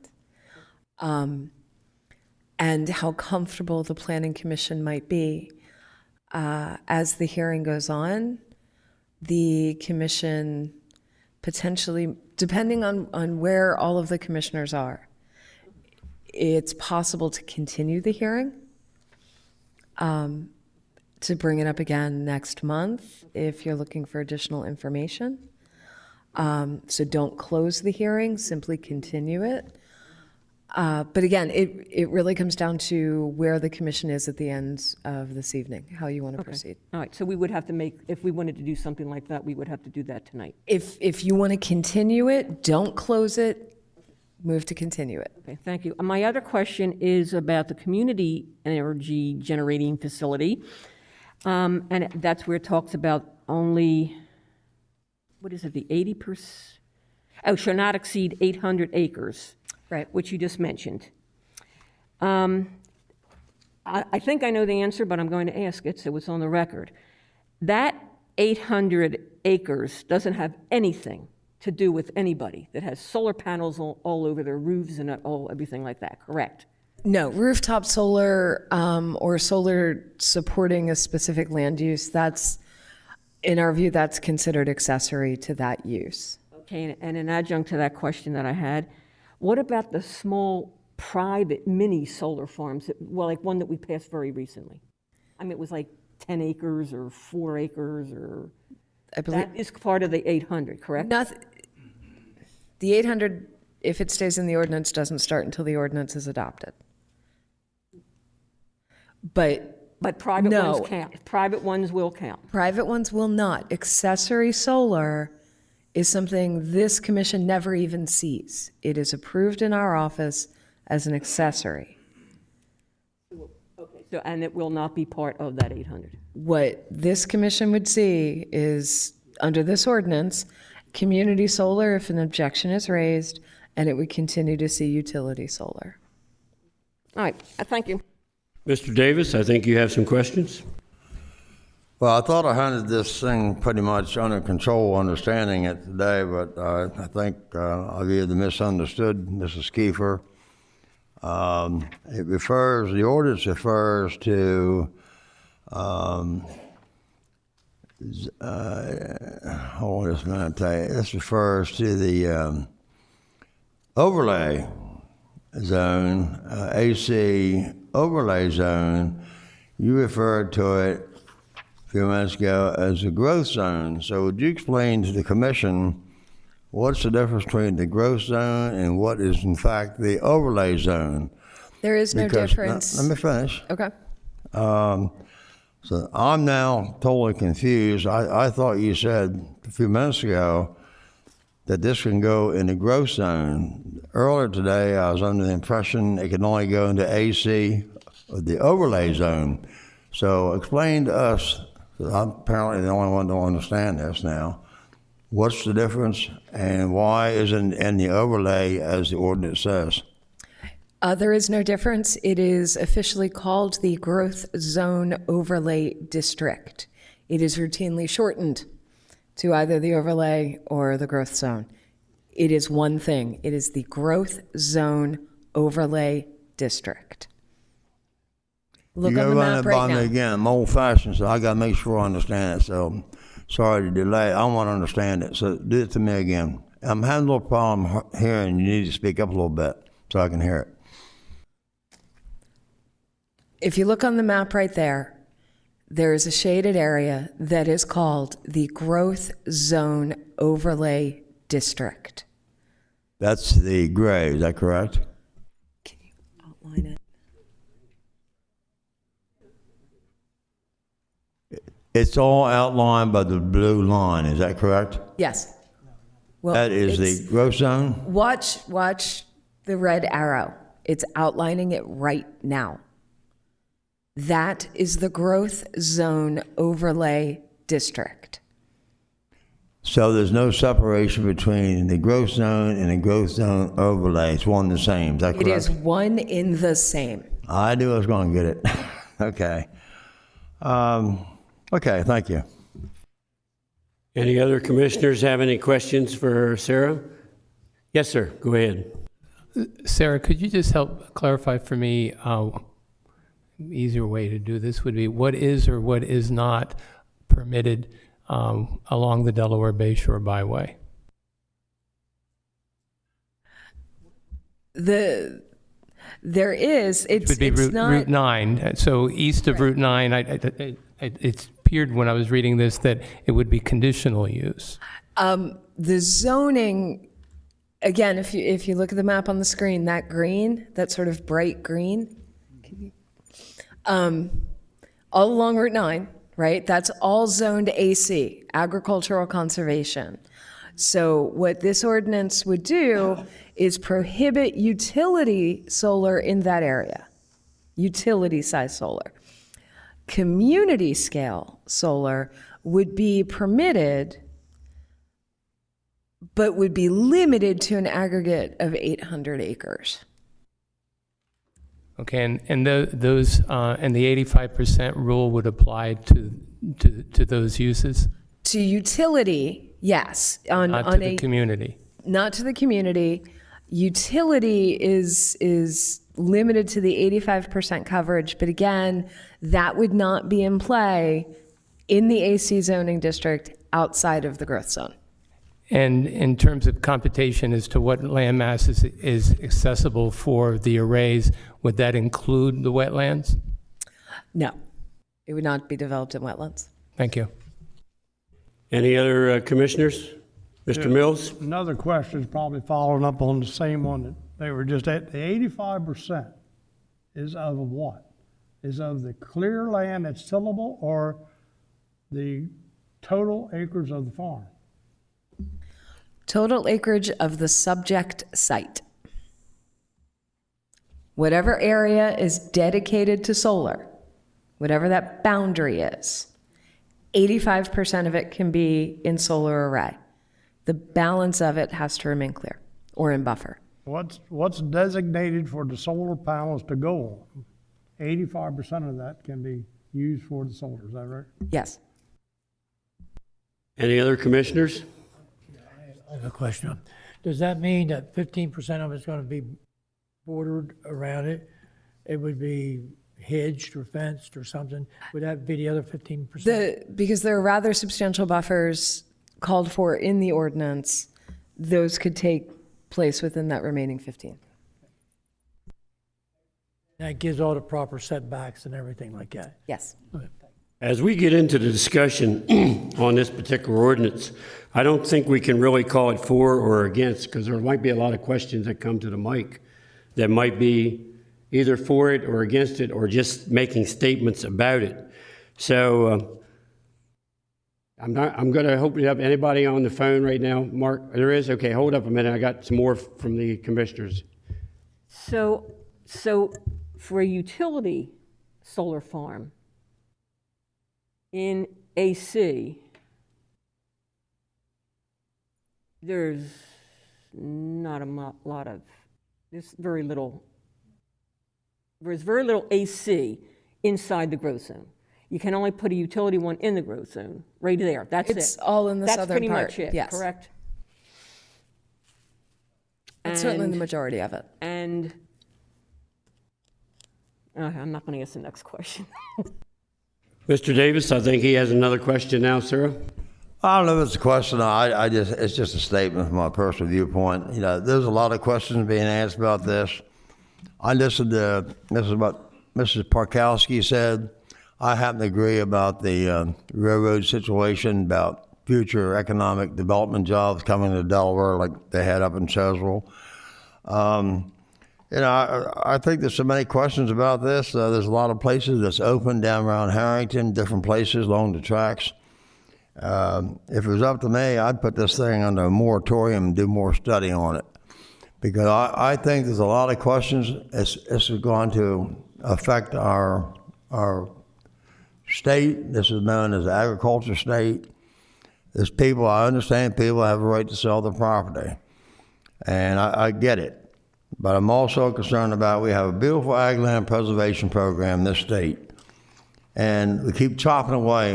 At one time, we had to deal with housing and people like that moving into our state, taking all of our farmland. This state is known as good ag land. And this issue we had before up on Route 9, I don't support that, period. I never will support anything around wetlands, and I'm very concerned about the farmers. I don't think we have enough information. I don't think this commission has the authority to do it. But I think that we need to hear from the Department of Ag. I think we need to hear from a lot of people. And people here tonight have their own opinions, and I've got mine. But if we're going to make a big decision, and this is a big decision, and also there's people making a lot of money off this, and it's probably at our expense. So I think that we really need to watch this thing real close. And I'm very concerned about that, and I don't know if a moratorium could be put on it. I don't think the commission can do it, but I think the levy court ought to put a moratorium till we study it a lot more than we have. Thank you. Well, as we got this ordinance in front of us tonight, I think it would still be good to have comments from the crowd, so maybe this ordinance could be adjusted or modified or whatever. So like I said earlier, I'm not going to say it's either for or against, or if you have a group of people and you have 10 people saying the same thing, I'd like to have a spokesman. But I am going to open it up to the audience. And I had one person that had already asked me, Mr. Riemann, an engineer from the Becker Morgan Group, and I'm going to ask him to come up and be sworn or affirmed and to give his statement. Name and address. Mike Ryman, 309 South Governors Avenue, Dover, Delaware.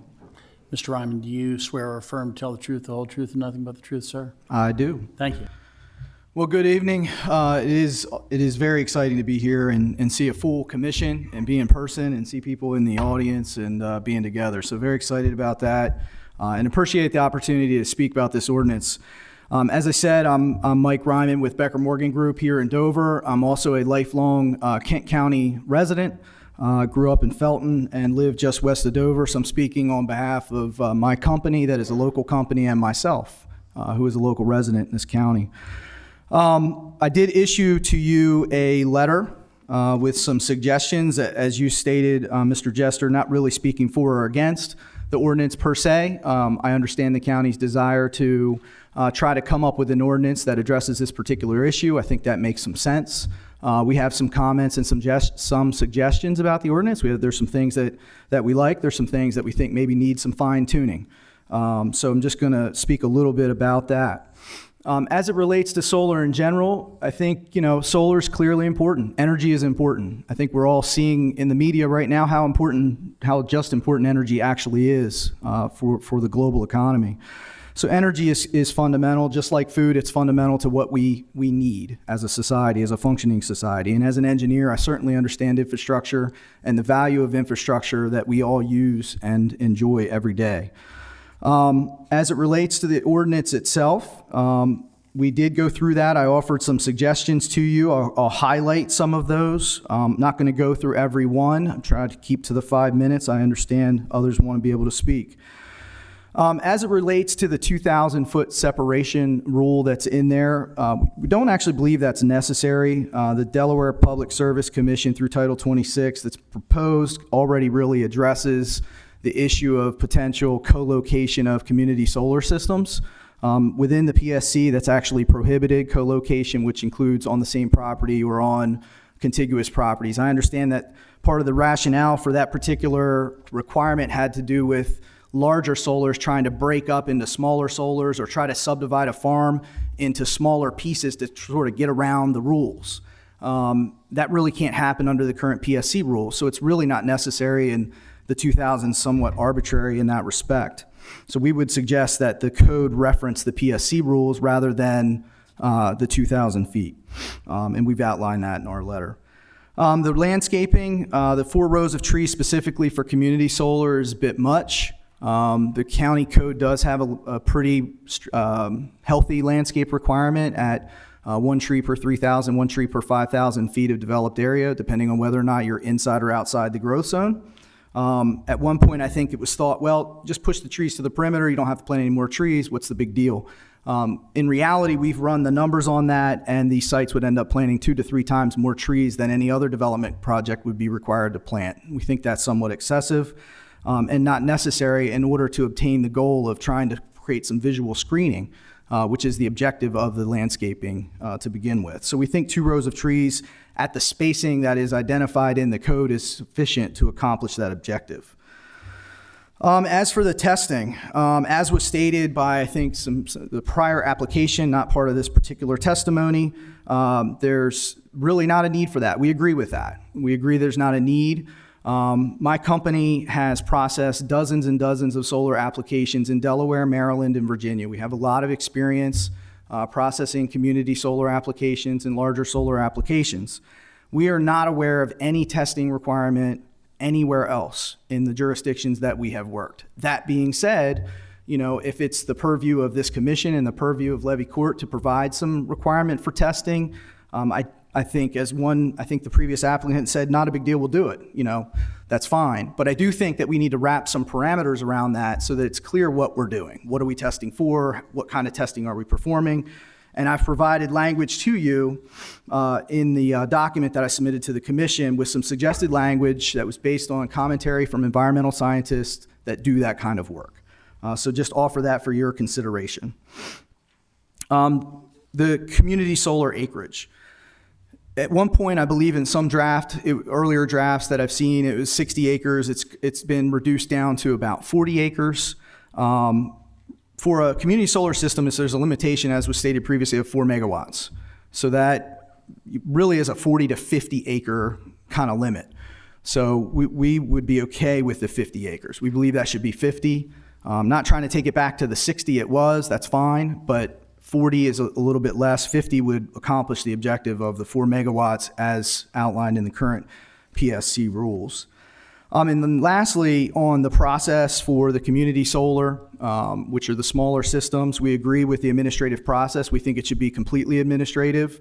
We're all here taking testimony and creating an ordinance that provides a number of protections that have been raised by the public through whether it be landscaping, testing, buffering, location, et cetera, et cetera. And so for those smaller systems, we believe that the administrative process is the right process so that we can complete these valuable and needed infrastructure projects. So with that, I'd be happy to answer any questions that you may have. I think Mrs. Karcher has a question. I don't know, for the engineer or for Sarah? Yeah, it's more for Sarah, but you're bringing it up. Yeah, don't go away. The 4-row buffer. So what is the requirement for the other utilities? What's in the development ordinance? What's in the development ordinance already? What's in 187? Is the requirement used for any utility is what is already in Chapter 187. Okay, which is?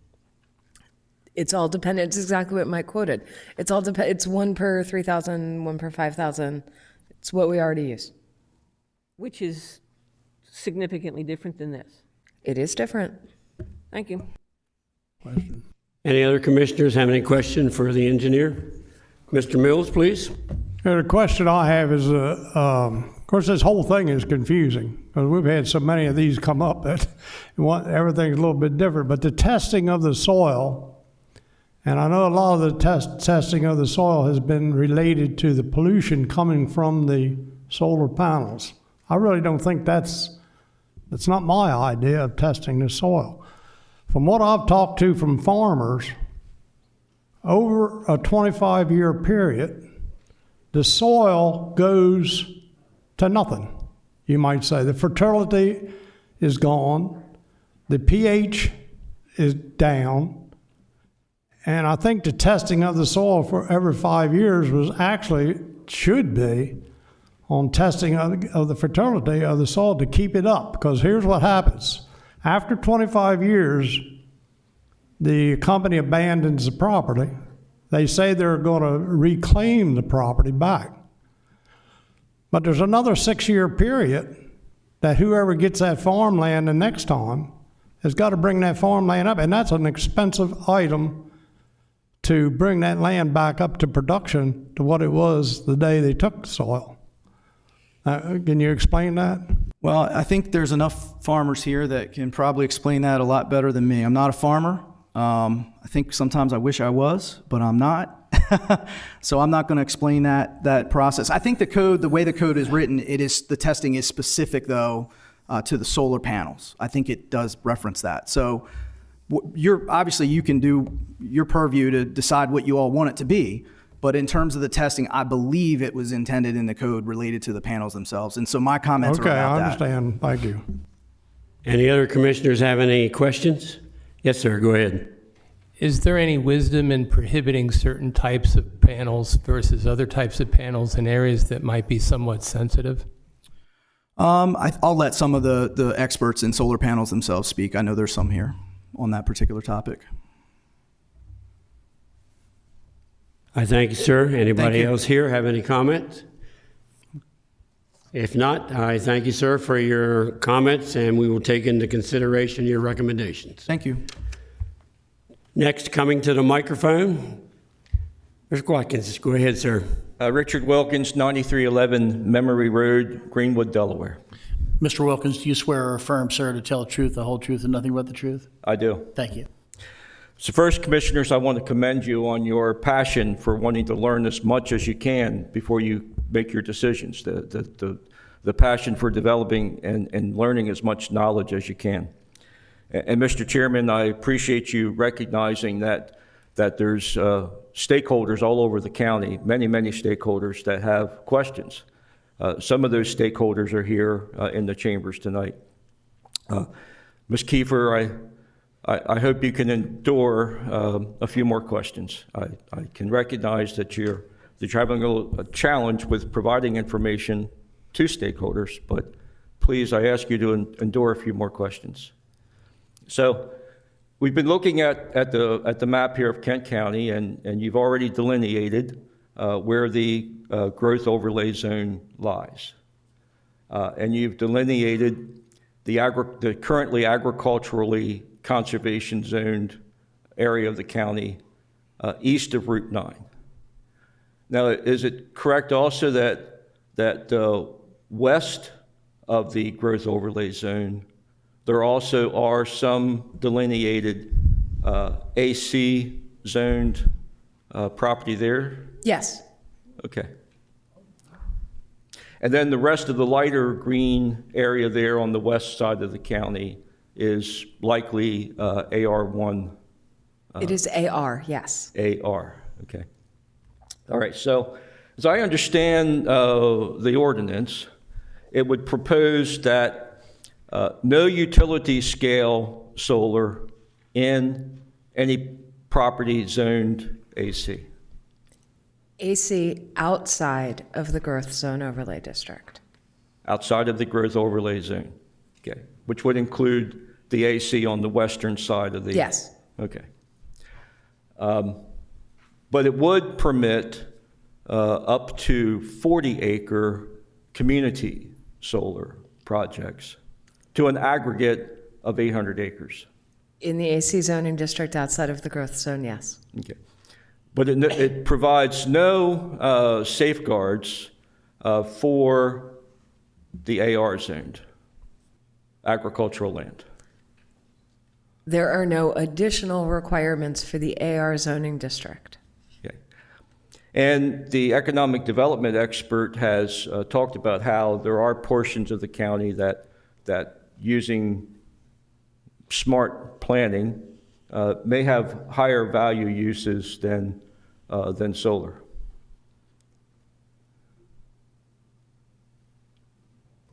I know. That wasn't a question. That was not a question. That was a statement, yes. All right, Mr. Chairman, I'm going to be, brief at this point.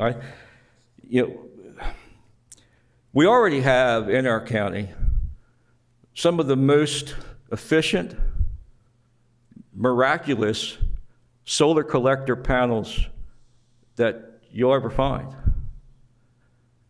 I'm talking about the agricultural crops. And those solar energy collectors have the ability to be able to store that energy. Store that energy for food, for feed, for renewable energy in the form of liquid fuels. So, this conversion of agricultural land to solar farms, I don't see where there is any increase in the efficiency of converting solar energy to a useful purpose.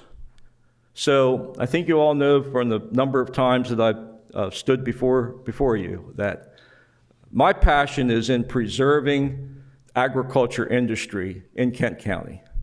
And the more and more that we allow for conversion to other uses continues to degrade that industry. And my fear is that within the next 50, 60 years, that the agriculture industry may be degraded to the point to where the processors, the markets, the infrastructure no longer has a desire to stay here. And then that's just like walking off the edge of the cliff for agriculture in our county. Thank you very much. I'd be happy to answer any questions. Perhaps I could, Mr. Mills, I know you've asked a couple times. So during that period of time, 20 years, 25 years, it's likely that the potassium ions will leach through the soil, that surely the nitrogen ions will leach through the soil, as will the calcium and the magnesium ions. Phosphorus is a stronger positive ion. It's more likely to remain in the soil. But yes, I would hope that in any projects that were approved, that part of that reclamation bond would include the remedial necessity for restoring the soil to its current level of fertility and productivity, in addition to just removing the panels. Any other commissioners have any question for Mr. Wilkin? Mr. Peterman. Sir, if these solar panels are for 30 years or 25 years, and then they move the solar panels off the farm, and then the farmland's back, I just want to ask you this question. Would you rather see houses there that in 20 years they still got another 5 or 10 years of paying a mortgage, that you don't get the land back for ag, or would you rather see this come to where you can get the ag land back? That's a very good question. And my fear is that even though the project managers may be saying that at the end of the 20 or 25 year period of time, that the land can go back into agricultural production. My fear is that once it's removed from agricultural production, it'll never be returned back to agricultural production. We're talking about a generation that's been removed from having an attachment to the agricultural livelihood of that land. Another generation further removed from producing food, feed, fuel, and fiber.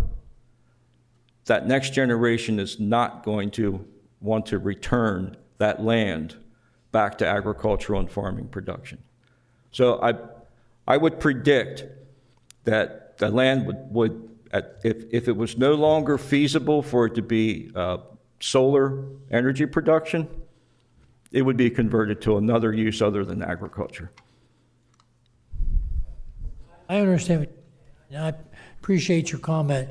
Would the solar release have an opportunity to get the land back? If it's houses, we don't have that opportunity. That's what my comment was and question was about it. Yes, sir. So I appreciate your comment, and I'm done with you. Thank you. Renewable energy experts will tell you that the least expensive form of renewable electric energy to create is wind power.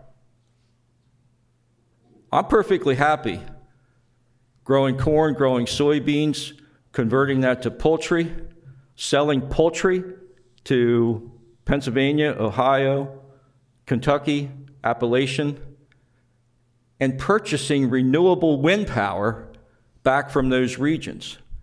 Why we have this concept that just because we've mandated that we're going to purchase, that we're going to utilize a minimum 40% renewable energy by a certain date, that we have to produce that renewable energy here.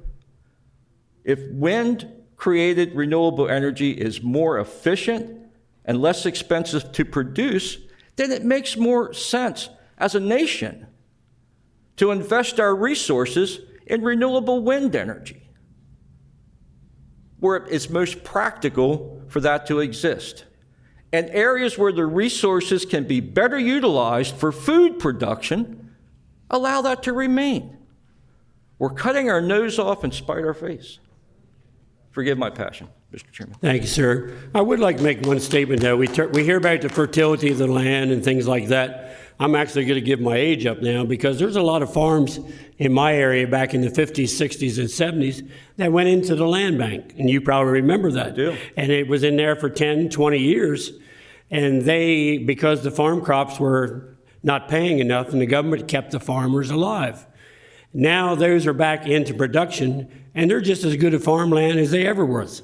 So there is ways to bring it back into fertility, and I won't hold you up anymore, but I just wanted to kind of state my age, and I know what happened back in those days. There is, sir, and as a young beginning farmer, several of the tracts of land that I leased and started out on was land that had come out of soil bank. But, it took a long time and a lot of investment and inputs. That's correct, but you didn't have any houses or anything in your way. And I didn't have other farmers wanting to compete for that land because it was so poor. Well, thank you, sir. I appreciate your comments. Somebody else would like to make any comments? Come to the microphone. Go ahead, sir. Yes. Give us your name and your address, and you can be sworn or affirmed. Yes, my name is Jordan Belknap. I'm the Director of Development for Turning Point Energy. My address is 23 Salem Street, Wakefield, Massachusetts. Sir, do you swear or affirm, tell the truth, the whole truth, and nothing but the truth? Yes, I do. Thank you. I want to start by just commending Director Kiefer and the members of the Levy Court and Planning and Zoning for putting this ordinance together. I think it's the right thing to do, to put an ordinance in to establish rules for how community solar and utility solar projects should get sited in the district. As a community solar developer, we focus on bringing benefits to the citizens of Kent County and whatever state we're working on. People can sign up for the community solar projects and save money on their electric bill. This allows people to purchase renewable energy and they don't have to put an expensive system on their rooftop. We can build a system cost effectively, put it in a field, and sell basically credits for that energy. And these are credits that go right off the electric bill for the customer of the electric utility. So it has benefits to families, to low-income housing, people who might not be able to put solar on their roof because they live in an apartment or a condominium or other low-income housing structure, they can participate and be part of the renewable energy economy. It has benefits for landowners who want to host these facilities, and these are choices that the landowner makes themselves. They have rights to utilize their property and to get revenue off of a lease that a solar company could provide. It does provide work. We need electricians to construct these facilities. We need civil contractors to build gravel roads. We need engineers to design these projects. So there's a lot of work that goes involved in these that benefits the local economy. And it benefits the environment. There's been talk about, solar panels are dangerous or toxic, and it's not true. Everything is encapsulated. Solar modules basically we use silicon-based solar modules. They have trace amounts of lead, and these are minuscule amounts. And experts can testify that this is not a concern. I've developed many projects. I've never seen a soil testing requirement that was specific to the fact that a solar panel may leach and release contaminants into the system. So I want to agree with the comments Mr. Ryman said earlier about suggestions for the ordinance. There is one specific one that I want to address, excuse me, which is the 2,000 acre proximity rule. So I believe that's in place, as Mr. Ryman said, to prevent a developer from gaming the system and putting a 4 megawatt project next to a 4 megawatt project next to a 4 megawatt project. That is covered in the regulations that we have to agree to and be part of a community solar project. It doesn't allow development by the same owner or affiliate on contiguous parcels. But if you just do a blanket 2,000 foot limit, that really creates some problems.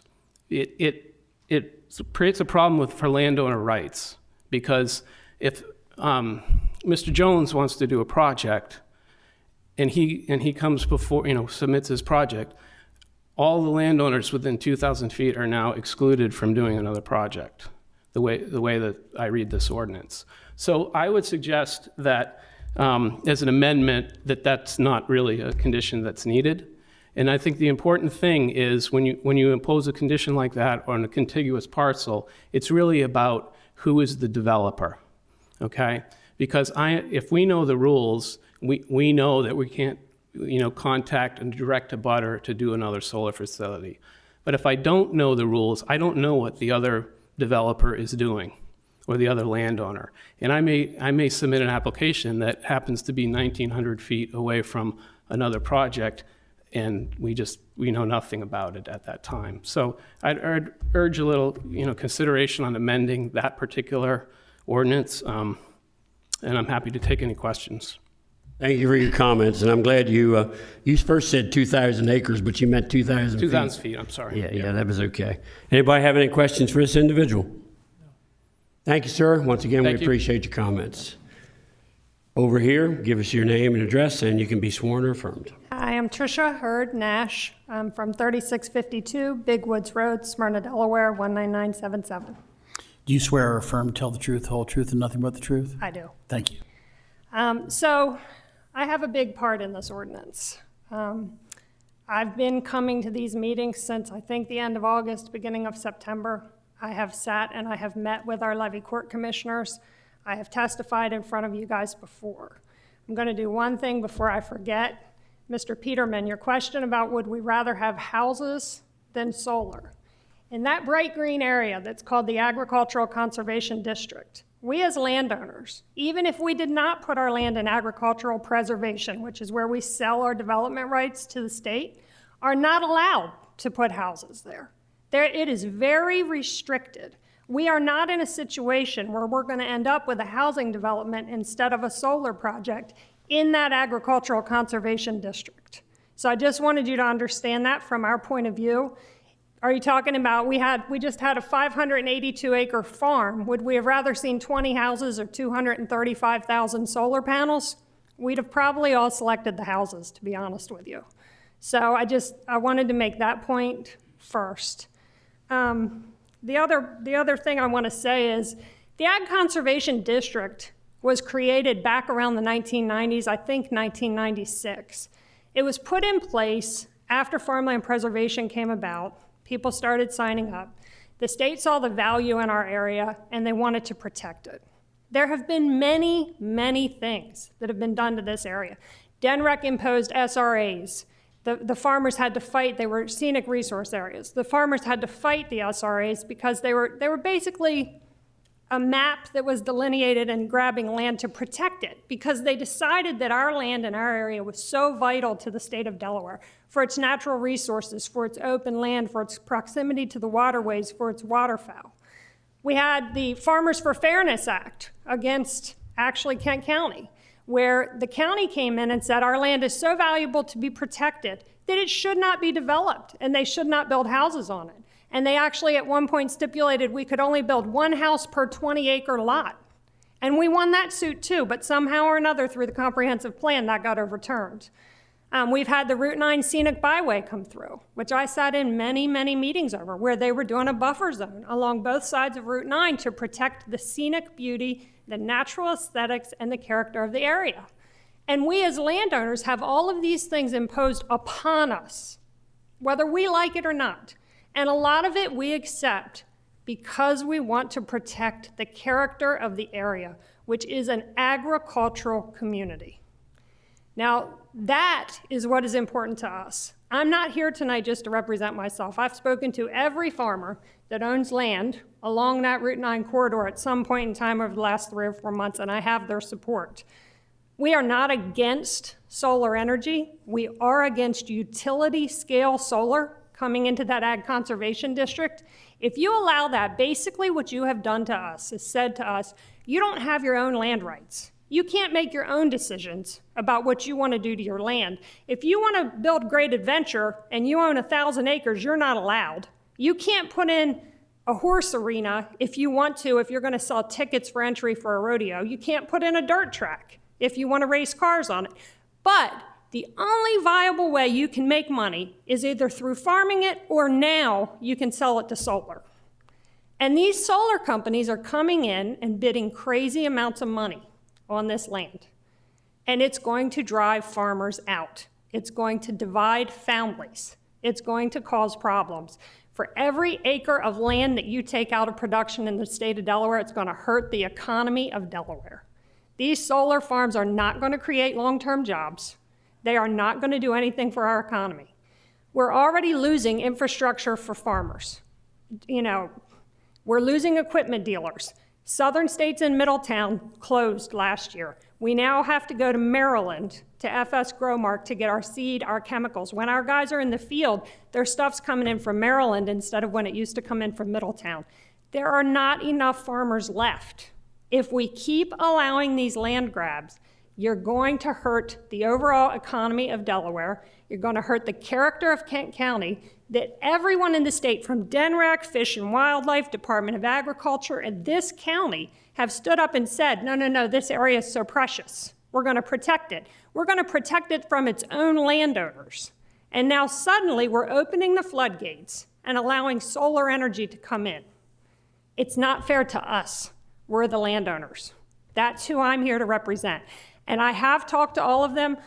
We're not really heavily opposed to community. We would like the restrictions that Sarah has put forth. I don't think it's asking too much for the buffers. I've heard a lot of talk about the 2,000-foot separation.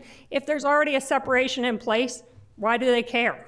I mean, so adjust it to meet whatever that regulation is they're talking about. But if the county overregulates, fine, it's protecting its landowners. If it underregulates, you're hurting your constituents. You're hurting your taxpayers. One of the things that drives me crazy in these meetings is the people that call in and the people that come in don't live in this county. They're not from here.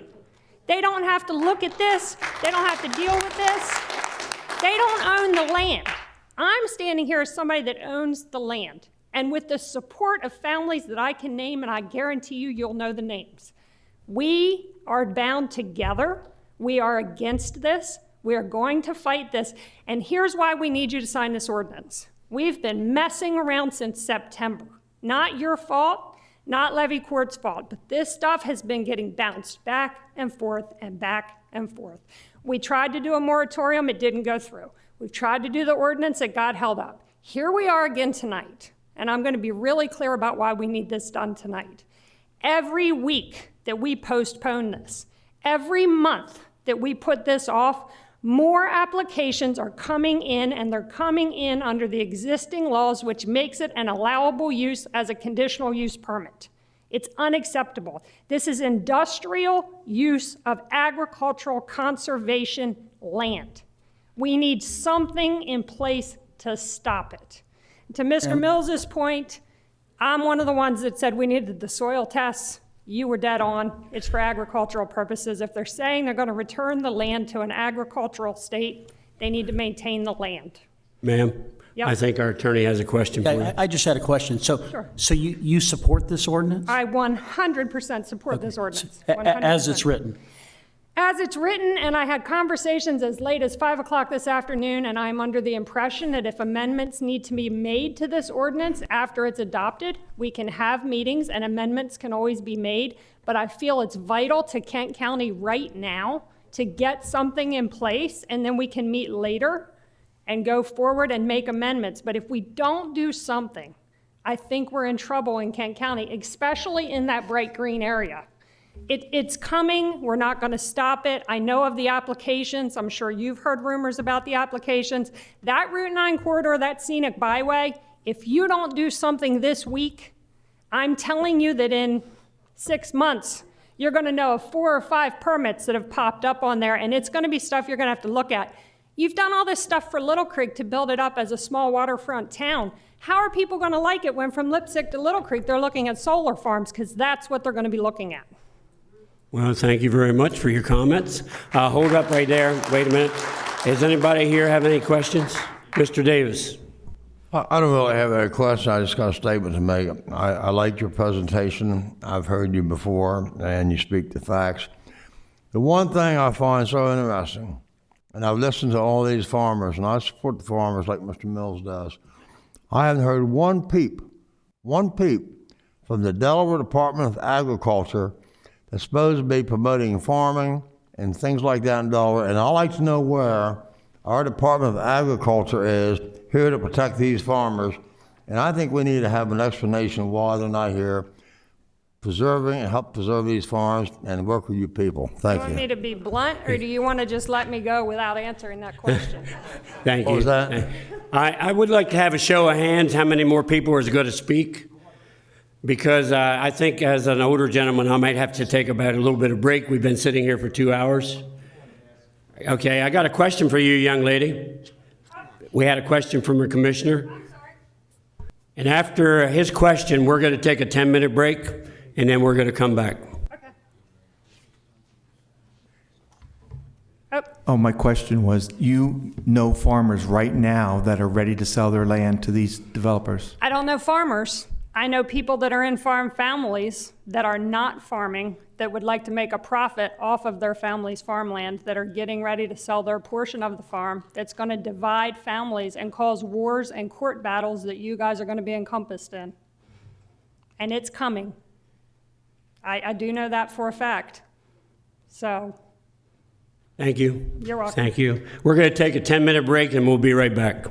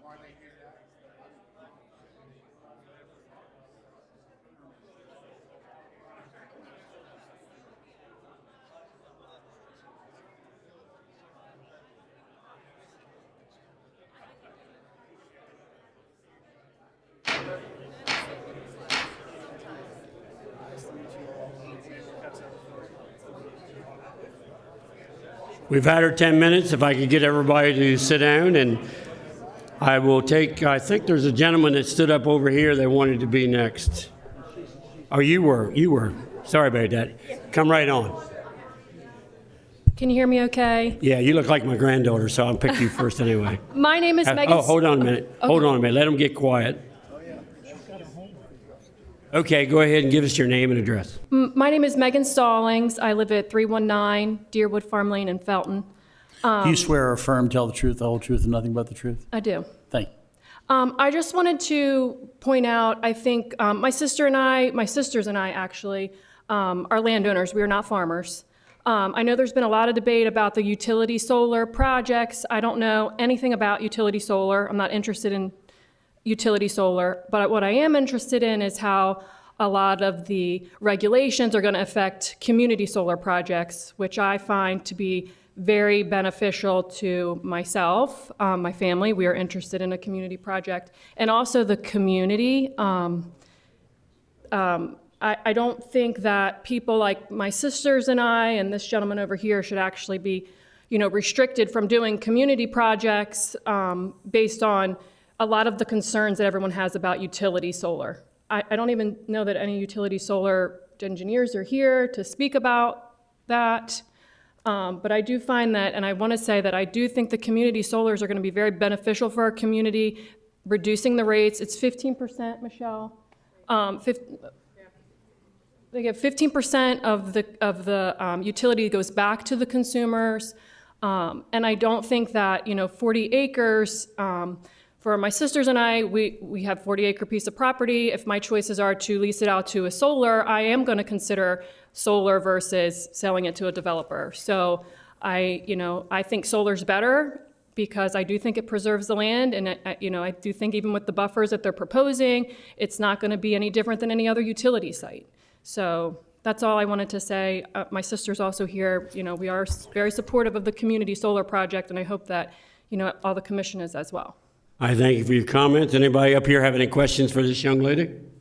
If not, once again, thank you very much.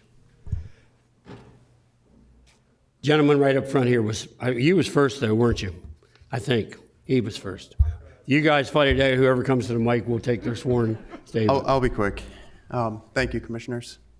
Your name and address, and you can be sworn or affirmed. Vincent Moschella, 290 Center Conway Road, Brownfield, Maine. Sir, do you swear or affirm, tell the truth, the whole truth, and nothing but the truth? Yes. Thank you. So first of all, Tricia, I've agreed for the most part with everything you've always said.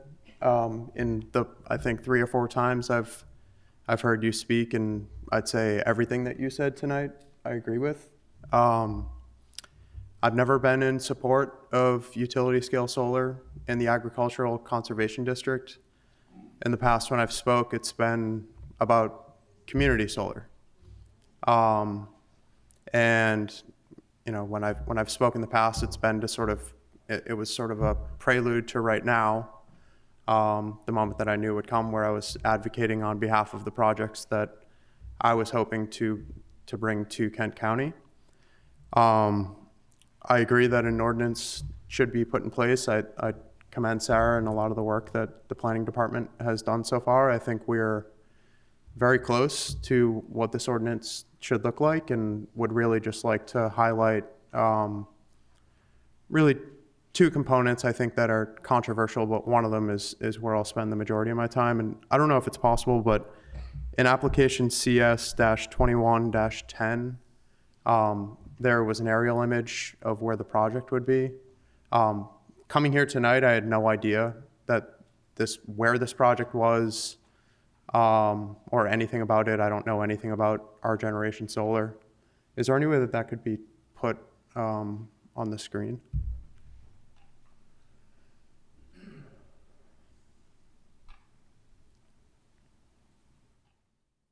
Perfect, yeah. So, I'd say about 0.2 of a mile to the west, you'll notice a very dense growth of mature forest land right there. That's owned by a timber company right now. It's 267 acres. We're in the process of purchasing that, all 267 acres. there's about 35 acres south of the transmission line that's ready to be cut. Regardless of solar, it's being clear cut by that timber company. We're coming in afterwards and buying the full 267, the majority of which is wetland. We have no use or intention for anything outside of the 35 acres that are south of the transmission line. Why this is important is I learned tonight that there's another solar project within 2,000 feet of ours. I don't know what their queue position is. I'm number 2 on that substation that is directly north of it. There's enough room for probably 2 projects on that substation. We are the second one. We put that property under an option to purchase back in July in anticipation of this. And if that 2,000-foot rule stays in place, we can't build this project. Now, this is 35 acres of 267. All the trees along the property border are remaining in place. So, you talk about 4 rows of trees. I mean, we're going to have 20 or more. I don't know, however many you can fit into 100 feet. But I've talked to other neighbors. Like, everyone seems to believe that this is a great spot for it, especially because it's going to be clear cut anyways. We're going to come in, stump it, grub it, build a road into it. No one will even know that it's there. And when we're done with it, you're going to have tillable land effectively. Like, a lot of the work and money that goes into creating farmland is from forest land is stumping it and grubbing it. That's, I think it's $2,000 an acre to do that. And we're paying for that. And after solar, it's going to be clear land. So there are already rules in place that would prohibit co-location of solar. I think the PSC, and this was led by Delmarva Power and Light, who asks for it. The PSC adopted that in January. I'd ask that in the ordinance, it just default to the PSC rules that were already argued publicly and agreed upon. So that's I guess if I had one ask, it would be about the 2,000 foot to just kind of sort of let that be as it is. The soil testing, I'll be quick on this. I know there are actual experts in the room of which I am not. Despite studying chemistry, I'm way out of practice. I think it just needs to be defined. As it is right now, it's very vague. With the people that sit on this board and the people that sit in the levy court, I don't see an issue with that right now. But we're putting an ordinance into place, and there's a lot of elected officials here.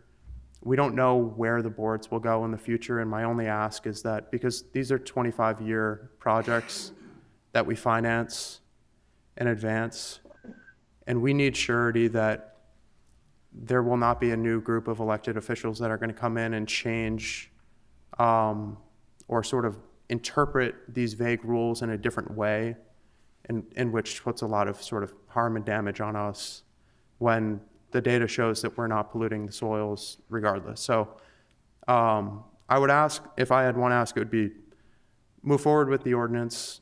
There are 2 contested parts that you're going to hear a lot about, the 2,000-foot rule and the soil testing.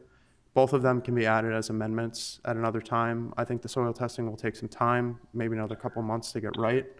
So I'd ask that they both be removed from this and we move the soil testing into an amendment when it's fully thought out. I thank you for your comments. Anybody have any questions for this gentleman? Seeing none, none on the phone either, correct, Mark? No. Okay, thank you, sir. You're welcome. I think we have one more coming up to the podium, then we'll go to the phone. Sir, give your name and address, and you can be sworn or affirmed. My name is Ryan Boswell, 11900 Park Lawn Drive, Suite 406, North Bethesda, Maryland. Mr. Boswell, do you swear or affirm, sir, to tell the truth, the whole truth, and nothing but the truth? I do. Thank you. Well, I appreciate the time tonight. I want to thank everybody for their patience. Obviously, there's a lot of passion around these issues, a lot of ideas that have been presented. I'm here to represent Chaberton Energy. We are a community solar developer. There actually is, it may not be obvious, but I think that there's a consensus developing among everybody in the room, which is what this community and the zoning ordinance really wants to protect against is Kent County being consumed by utility scale solar. We like to differentiate ourselves as community solar developers. I think Mr. Ryman has done a really good job, as well as Mr. Belknap, in addressing the benefits of community solar. I do want to emphasize that the electricity generated from community solar facilities stays in the county, and it benefits the residents not only through lease payments, but through reduced and guaranteed savings on their Delmarva power bill. I also would encourage the commission in its consideration of soil health to, rather than listen to me opine or maybe other audience members, take a look at what the USDA, the Natural Resources Conservation Service, and the Delaware Department of Agriculture have to say about the value of resting farmland for soil health. I think you'll find that there are serious benefits to the nutrients and the structure of the soil.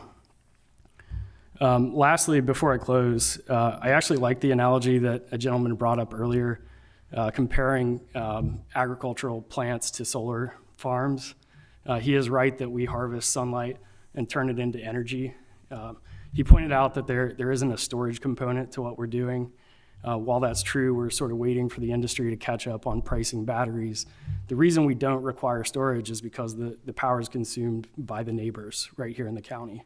Unlike, for example, ethanol that may be generated from corn and used for biofuel. I think a lot of ideas have been presented here tonight. Most of them are really great and really valid.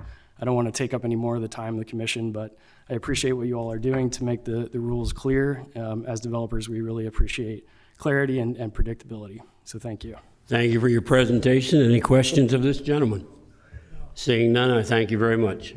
We'll go to the phone now, Mark. Is there somebody on? Oh, okay. We'll go to you, sir. You're pretty big. I don't want to have to go get against you. Brandon Bunk, 9535 Bayside Drive, Dover. Sir, do you swear or affirm tell the truth, the whole truth, and nothing but the truth? I do. Thank you. Yep. So I'm here. I am a farmer. I hear a lot of talk from you guys and members of the audience about preserving farmland. And one thing I think you guys need to remember is you need to preserve the farmers. My wife and I farm about 5,500 acres in eastern Kent County. Most of the land that we till is within the growth zone. Now, this ordinance does little to protect the land that we till and that we own from being developed into solar panels. And I think, I wonder, every week my wife and I probably have a discussion as to when should we leave this state? And that's a tough decision. I'm a fifth generation farmer in Delaware. Most of my family's from Sussex County.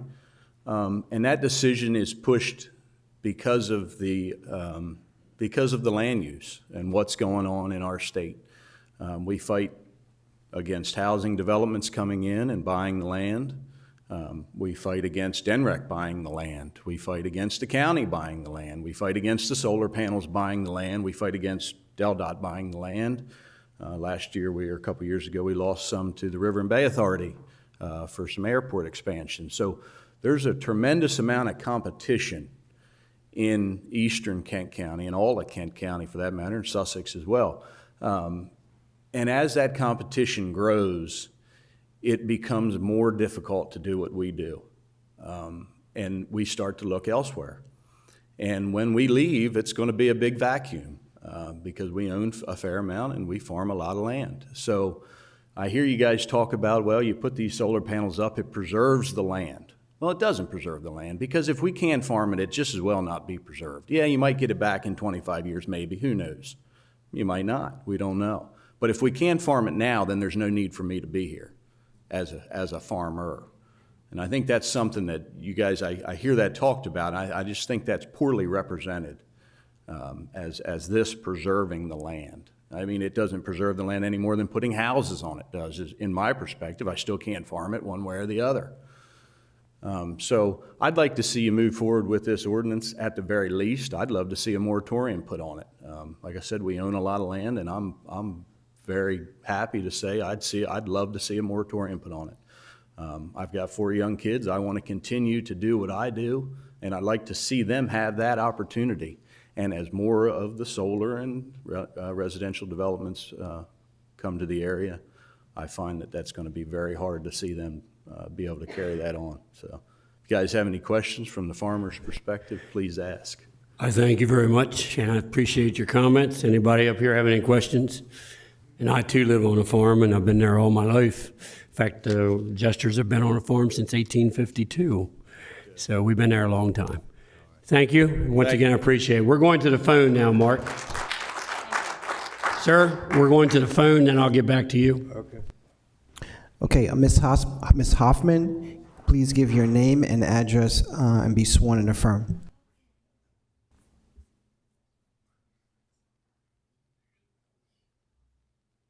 Ms. Hoffman, we can't hear you.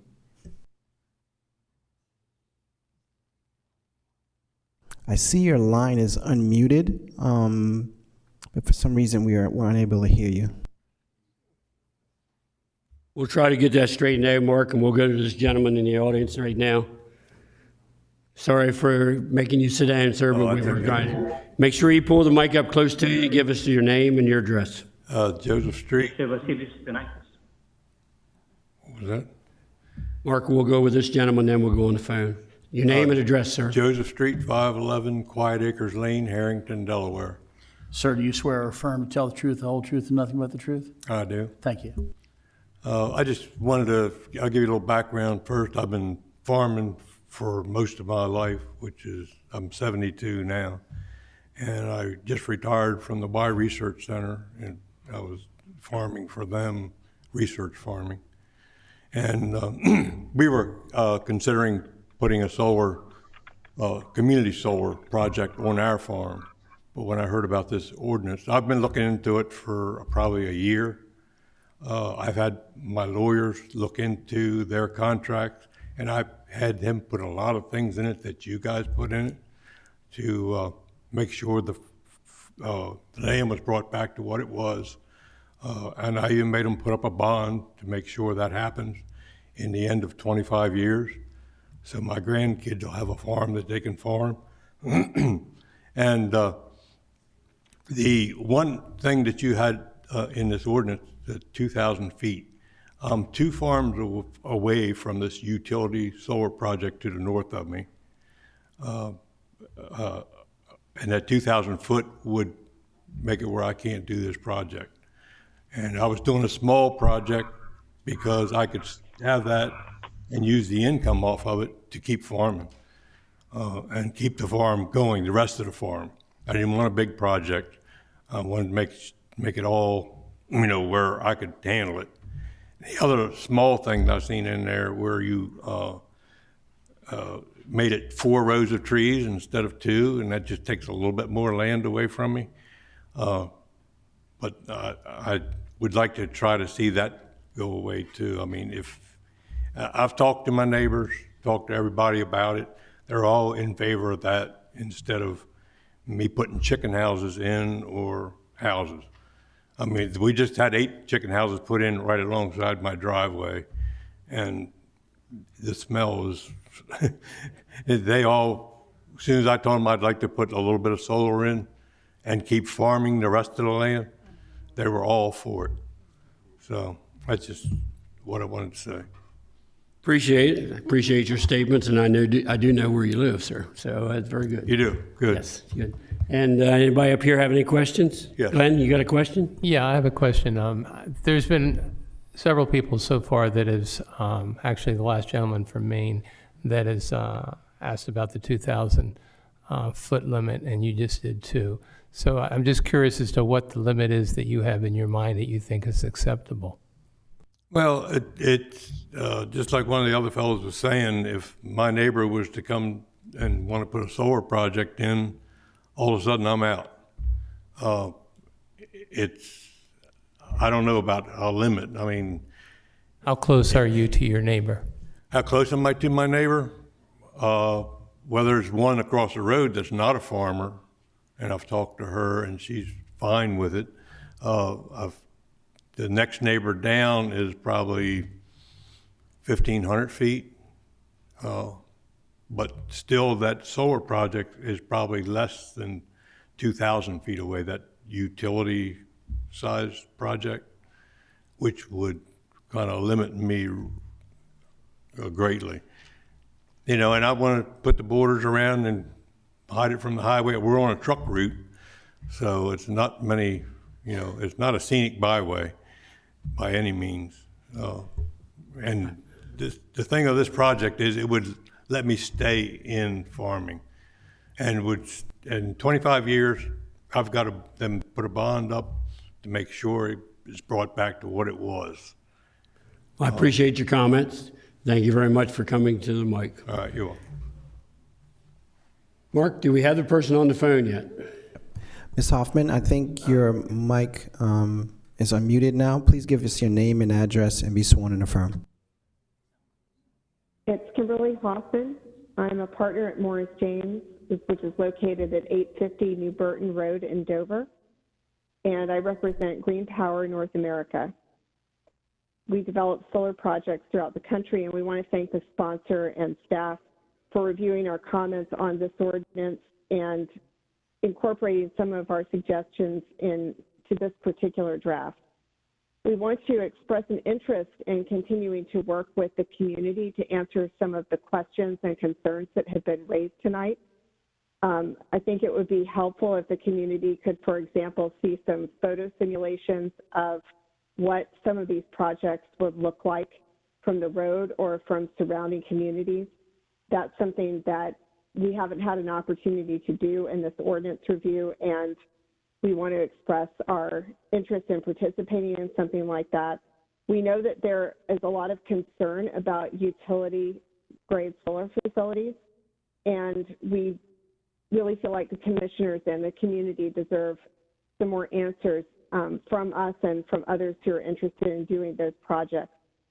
We do want to discuss at length some of the unintended consequences, not tonight, don't worry, but we want to discuss some of the unintended consequences about excluding these type of facilities completely from the growth overlay zone.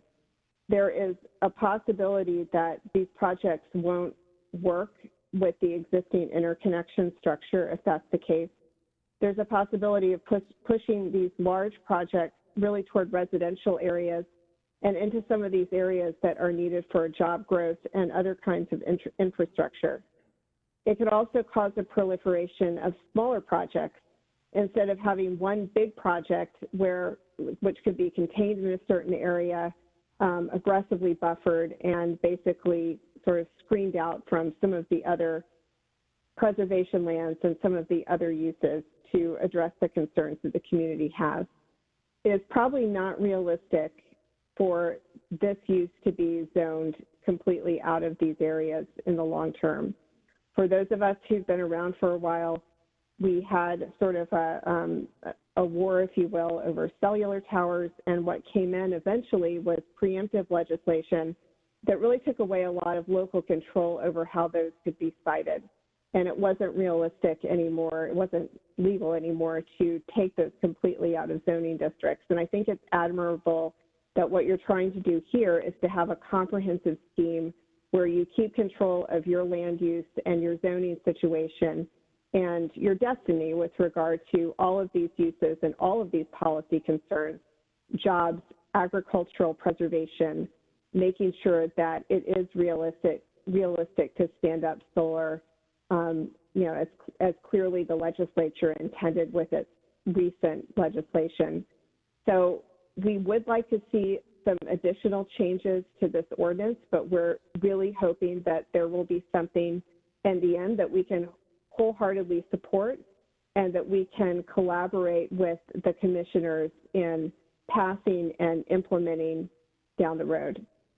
Thank you. I thank you for your presentation. I'm going to ask the commissioners. Anybody here have any questions for this lady? If not, once again, I thank you for taking the time to make those points. Do we have somebody else on the phone, Mark? Okay. So Yes. we're going to take Mr. Cartanza first, and then we're going to go to Mr. Thompson. If there's anyone else that's online who would like to make comments on this application, please press *3 to raise your hand. or use the hand raised icon at the bottom of your screen. So, Mr. Cartanza, if you'd give your name and address and be sworn and affirmed by our attorney.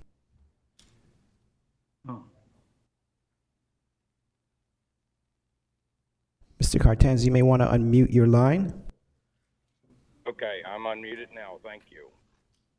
Yes, my name is Paul Cartanza Sr., 6289 Bayside Drive, Dover, Delaware, 19901. Mr. Cartanza, do you swear or affirm to tell the truth, the whole truth, and nothing but the truth, sir? I do. Thank you.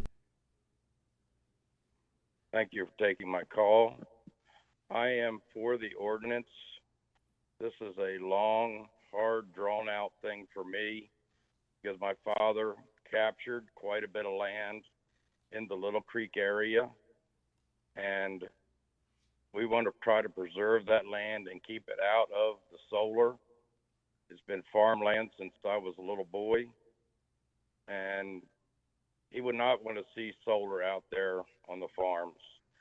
And you know, as I said before, one meeting before, when they put Route 1 through, they said no development. And that is what you all have to stand on, is no development, whether it's housing, whether it's solar, or what. If you allow this to go in, you might as well allow us, the rest of us, to be able to take control of our own property and do with it as we please. Because you create the haves and the have-nots depending on the location of the solar farms, solar projects, I should say. You know, this is a lot of grief that my father, we took. I mean, he bought a piece of land that was close to Dover. Route 1 come through, we can't develop it. So it's just, we really need to put this ordinance in, try to get some more ropes around this thing, and you know, just keep us out there farming. I mean, that's, you put the scenic byway in. Who wants to drive the scenic byway and you see a solar farm that might have 3 rows of trees or 2 rows of trees or no trees? I just think you need to protect our side of the highway to keep it for those who like to see the scenic byway. Thank you. Thank you, Mr. Cartanza. Anybody on the commission have any questions for him? Seeing none, we thank you once again, and I think we have somebody else on the phone. We have 2 more participants online that would like to make comments. Mr. Thompson, please give your name and address for the record. Yes, my name again is Dustin Thompson. I live at 303 South Cleveland Avenue, Wilmington, Delaware, 1805. I am a staff volunteer in community outreach for the Sierra Club Delaware chapter. I swore him earlier. I swore him in earlier. Go ahead, sir. And I still swear. So I've made comments to the levy court on this, many of which were in line with the representative from Becker on their comments.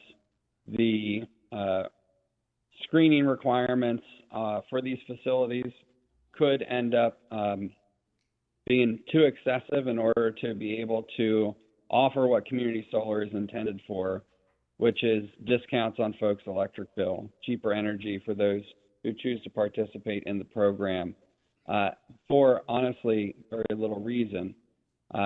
The screening is there to prevent folks that are driving by or live nearby from seeing the facilities that they don't want to see. As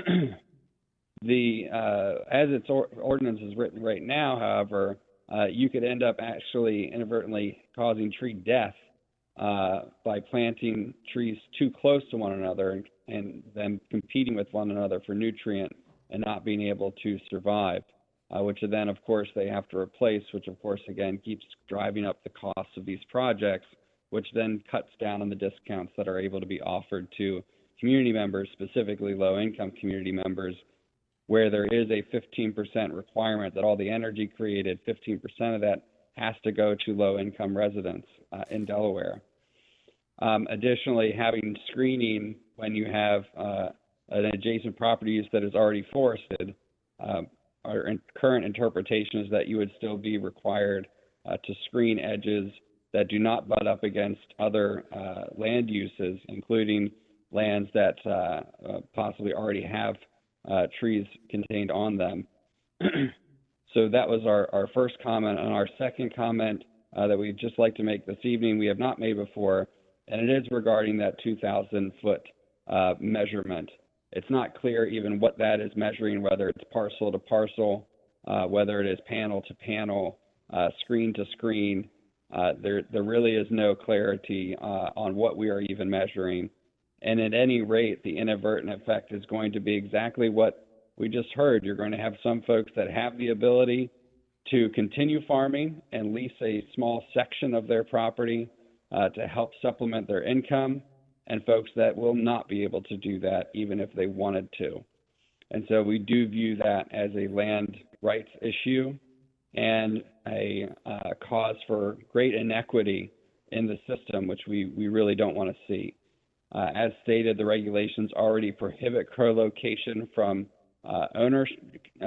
shared owners, so one developer could not daisy chain their way into a large-scale utility solar operation, which of course was not the intent of this legislation. It was to do smaller scale projects that benefit communities directly through cheaper energy prices that they can sign up as they wish. We're not forcing anybody to participate in this.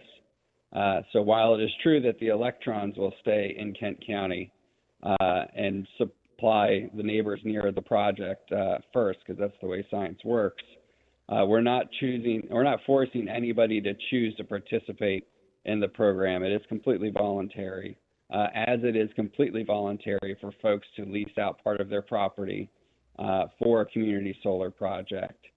The Sierra Club is fine with the rest of the ordinance, but those two issues we feel could negatively impact the equity that we tried to bake into this program as we created it with the Public Service Commission and the state legislature.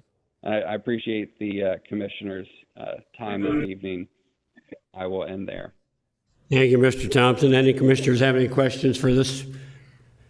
Seeing none, I thank you once again. Is there anybody else on the phone, Mark? Mr. Vasilis, you can unmute your line and give us your name and address and be sworn and affirm. Can you hear me? Yes, sir. Can you hear me? Yes, this is, my name is Vasilis Xenakis. I reside at 9 Lucy Lane, East Hills, New York, 11746. Sir, do you swear or affirm to tell the truth, the whole truth, and nothing but the truth? I do. Thank you. So thank you for the opportunity to comment today. Actually, photovoltaics and renewable energy, it is my career for the last 40 years. I'm a senior scientist emeritus at Brookhaven National Laboratory for 36 years, and now professor of Earth and Environmental Engineering at Columbia University. And I specialize in solar energy, environmental health and safety assessment, and environmental life cycle assessment. At Brookhaven, since the 80s, I have been working, and then I headed a center under the auspice of the Department of Energy, specifically on environmental health and safety of photovoltaics. So the department has been funding all my research that has resulted in about 400 publications and 6 books on renewable energy. And my research on environmental health and safety aspects have been actually utilized all over the globe. Many countries, environmental departments in many countries, from Germany to many in Asia, have been guided in their photovoltaics deployment with the research of my center. So degrees in chemistry, chemical engineering, and environmental engineering. Let me start by echoing the last speaker's actually sentiment that related to farming or agricultural farming or solar farm is clearly the choice of the landowner. I don't think that somebody can force the land owner to do one or the other, but some statements previously said they were uninformed or rather misleading. Somebody actually argued that solar electricity versus biomass, that biomass to liquid fuels is more efficient. That's far from truth. The photosynthesis efficiency is only 1.2%, 1.5%. Photovoltaics have an efficiency of harvesting photons to useful electricity 18 to 20%. So we're talking about an order of magnitude difference there. I mean, the ethanol production in agricultural land has been a fiasco, and it failed. So we would like at some point liquid fuels, but it's a lot more expensive, and the land use is a lot more severe with anything related to biomass. I can give you the numbers. There are the numbers in my publications, in other publications. Also, it was told that photovoltaics may not be the least expensive renewable energy solution, and that wind that will be brought from other states will be better. No, that's not true. Actually, that was the case until about 2 years ago. But starting 2020, solar energy from the best areas in the country, the Southwest, is about 3 cents per kilowatt hour. Is cheaper than the best wind energy from Texas and North Carolina. And if you bring it from there, you have transmission losses as well. Now, we don't need to wait for solar to be more efficient to use it. It is it's so efficient that projects can be oversized in order to address the variability due to the clouds of solar, and still be cheaper than natural gas, be cheaper than coal, be cheaper than all the conventional energy resources. And solar uses less land than coal, a lot less land than coal. It's about 300 square meters per gigawatt hour versus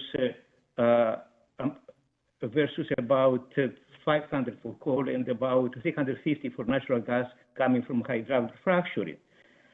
Now, also, it was argued that the soil will degrade, not necessarily. I mean, the soil nutrients are primarily maintained by fertilizers. So, and fertilizers have a lot of issues. I mean, in the Long Island Sound, where I am, we have issues with fertilizers in potato farms and fertilizers that are used in lawns. So the nutrient concentration could even increase when you have solar that maintains, unless you lose the topsoil. Otherwise, solar actually maintains the quality of the soil, and it can be used if it's needed. Obviously, if there is actually a reason to use the land for food, then it could be probably preferential than using the land for solar electricity. But that, again, is the choice of the owner. Related to soil testing, there is absolutely no reason to test the soil for the potential of anything coming out from photovoltaic modules. By design, by construction, they're completely encapsulated and they are protected from the environment. No air, no moisture ingress will go in without really destroying the function of the module. They are undertaking tests, thousands of thermal cycles under extreme conditions. They can withstand hail, they withstand obviously heavy rain and so on. Nothing will come out from any kind of commercial products. They're encapsulated by 2 sheets of glass or by a stainless steel backup or a polymeric backup and a glass at the top, completely encapsulated with adhesive silicone all around. They are maintained, they are designed to withstand the weather under extreme conditions. So we have done a lot of testing. I have been for about 10, 12 years in the monitoring committee of a big solar farm at Brookhaven, DOE. Sir, can I interrupt you a minute? This is Chairman Jester. Can I interrupt you a minute? You've exceeded your time. Can you wrap up right now and tell us your final comments? Yes. We have a resource that actually you are welcome to use. Actually, our resource has been developed by taxpayers' monies. So I hope that you can reach out to us. You can reach out to us for any questions that you may have for anything that relates to potential environmental impacts of solar. Solar is beautiful and is the best way to use the land, especially since we need to address climate change and air pollution. Thank you. Thank you very much for your comments. Any questions? I have one from Mr. Davis. Sir, if I respectfully ask you if you would do this for us, you said a lot of different issues there. Would you mind putting that in writing so we can read it between now and then? We had a little language barrier there. I had a hard time understanding some of those issues. So if you could put that in writing, I think it'd help us tremendously about your expertise in that area. Thank you. Once again, sir, I thank you. Thank you very much. Mark, is there anybody else on the phone? I see no other hands raised online at this time. I'll go back to the audience now. I'll get Mr. Lawson, I'll get you next. I'll keep this short and sweet. So I sent the levy court, I believe you guys in the planning. Pull it up. You've been sworn. Just identify your. Joseph Taylor. I sent the levy court and the planning commission a email earlier. I meant what I said in that email. Basically, I've been hearing a lot of, I'll just call it stuff tonight. And from my perspective, the farm that I own, the land that I own, right, I should be able to do with it what I wish. If I want to keep farming it, if I want to put it in solar panels, hell, if I wanted to sell it to a power company, right, I should be able to do that. Now, I've made the decision, which is a personal decision, to pass that farm on to my son. And hopefully he'll pass it on to his son. But this business about zoning ordinances, especially zoning ordinances that I consider arbitrary and capricious in nature, like 70-foot setback, 100-foot setback, 4 rows of trees, 2 rows of trees. I'm not doing this to appease other people. I'm doing it solely for the income generated for my family. And I'm doing it also because when the solar panels are done after 20 or 25 or 30 years, I'll get the land back and it will continue to be a farm. So I'm within my rights of doing all that. I would ask you in your zoning ordinances and in your legislation that you promulgate that you keep in mind that the area of land that you take, by saying 100-foot setback or a 70-foot setback, you turn what was let's say a 30-acre field, you take 100-foot, 100-foot, 100-foot, 100-foot, and if it's got a tax ditch, 100-foot, right? And you take that land area away from that, you turn a 30-acre field into a 12-acre field. You have almost as much land in setbacks as I have usable area to do whatever project I wanted to do. Now, that gets into seizing and taking of land rights. And that's something I don't think the county wants to get into. So, like I said, I sent the letter out. I meant what I said in the letter. I appreciate it. Thank you, sir. I think Senator Lawson, you're next. Thank you. I appreciate it. My name is David Lawson. I live out in Marydale. I am a state senator here in Delaware. Senator, you swear or affirm to tell the truth, the whole truth, and nothing but the truth, sir? Yes, sir, I do. Thank you. Thank you. Very quickly, there's just a couple of concerns I have. First of all, from a county level, when these farms are turned into solar, does that not change the land use and therefore the tax base or the taxes? Yeah, it would have to, because it's no longer farming, right? That's one consideration I think farmers need to consider, because it's going to change that up. The other thing, we hear a lot about the testing. I agree with testing and going along for the fertilization and see that it's not deteriorating, but I think once they're torn down, that's where the pollution comes from. As these cells are broken, as the contaminant is released, as they move them, I think that's where the soil is going to get contaminated. I would ask this board to go forward with the legislation. I think something is needed. Yes, I think there's some amendments. but I think those amendments can be made along the way. I think the step tonight should be to pass it, get it moving forward, so we don't have any more of these permits coming in and we're stuck with an archaic rule that doesn't protect our farmers, doesn't protect our way of living. You know, it's an odd society that burns its food for fuel. It's really a questionable society that turns its farmland into reflectors. I have a problem with that.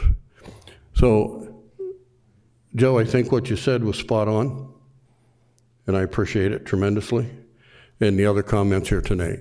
And just consider the comments, if you will, please, and I thank you so much. Any questions for Senator Lawson? Anybody? Once again, I thank you, sir, for taking the time. I think the gentleman in the back, ma'am, was ahead of you. He had stood up a couple times.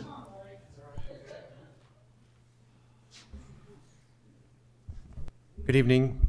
Michael Redding, 20 Trafalgar Square in Nashua, New Hampshire. Do you swear or affirm, tell the truth, the whole truth, and nothing but the truth, sir? I do. Thank you. I just wanted to speak. I'm an engineer. I've been practicing for over 28 years. I've done a lot of environmental engineering, working on environmental cleanups with EPA. I just wanted to speak to the soil testing issue. If we're really speaking about chemicals and such, the issue there is very confusing with the current ordinance. Certainly, as many people have testified, experts at the like, the leaching of contaminants from solar panels is just not realistic. There's been plenty of studies. There's a 2019 paper the University of Florida just published that details that, where they analyzed the soil beneath the solar farm to find if there was any sort of increase in metals and what have you. I think that the way that it's currently written is not well defined. I think there's an amendment that was proposed that provides some good guidance on potentially addressing that, specifically the cadmium issue. So kind of going back to that point that if someone is using those solar panels that have cadmium in them, then that amendment that was proposed will certainly give that opportunity to figure that out if that's an issue. Secondly, or thirdly, the issue about decommissioning, many times these panels have a second or third life. They have great value even when they reach an 80% efficiency level. In many cases, they're sold out of the country so that they can be used for further energy production. So they really want to maintain the quality of those panels when they're dismantling them because there's salvage value. To break one would be very costly. The issues that really surround solar is when it makes it to a landfill, and that's what we want to avoid. The industry recognizes that, and they've responded to that. There are civil recycling centers already being built, some that are already in place to start to take these panels at the end of their life. No different than the way that we manage electronics in the United States. There's very specific rules that the Environmental Protection Agency created that allows us to manage electronic waste so it doesn't end up in our landfills, which in that environment, that acidic environment, would create possibilities for rainwater to drain through those stockpile panels and create contamination. That's what we want to avoid, is the aggregation of it in a landfill. So that's really where I want to focus. I guess I'll just make a small comment that I've worked with some farmers in the past. What I've found is that there's opportunity, and I've seen this with some solar farms where they're very concerned where there may be grazing cattle and what have you that they don't want pollinators in their area because those types of seeds actually create problems for their cattle. They don't want them eating that kind of grass or what have you. So there's a legume kind of seed mix that, what I understand, can provide good nutrients to the soil, maintain a low cover, good erosion control, but also doesn't provide these kind of windblown seeds. I would encourage the board to consider what was already suggested, which was asking the Department of Agriculture for advice on how best to manage measuring and maybe even suggesting some seed mix that these solar farms should use as kind of a standard practice to help promote fertility in the after use of that land. I thank you for your clarity on some of those points. I appreciate that. Anybody have any questions? Once again, I thank you, sir. Do I have anybody else that would like to speak? Young lady. I'm going to try this time. Good evening. For the record, my name is Victoria Street, 511 Quiet Acres Lane, Harrington, Delaware, 19952. Do you swear or affirm to tell the truth, the whole truth, and nothing but the truth? Yes, I do. Proceed. I want to thank you tonight for the opportunity to speak. I wish I had the confidence of that lady. And I'm glad he went before me because I agree with everything he said. Stay close to the mic as you can, ma'am, And please. that young farmer over there, I agree with that, pretty much everybody tonight. I wasn't going to speak, but after starting to listen to everyone, I wrote a few notes. I'll be brief. And my husband spoke before me, so I agree with everything he said. So with that said, my husband and I had just both recently retired to enjoy the rest of our years on our farm and would like to stay there. We've worked very long and hard to get there where we are, and working several jobs besides the farming. So, as he said, he's been a farmer all his life. Our philosophy these days is to work smarter, not harder. So, with that, when the solar project was announced, several attempts to get us to go with all the companies. But when the one presented itself, we thought about it, researched it, talked with our friends who are farmers, and finally decided to pursue it with many hours and a lot of money spent with our lawyer also. So my thoughts are to our future, and we want to keep farming. We want to be able to remain on our farm and afford to pass it on to our family.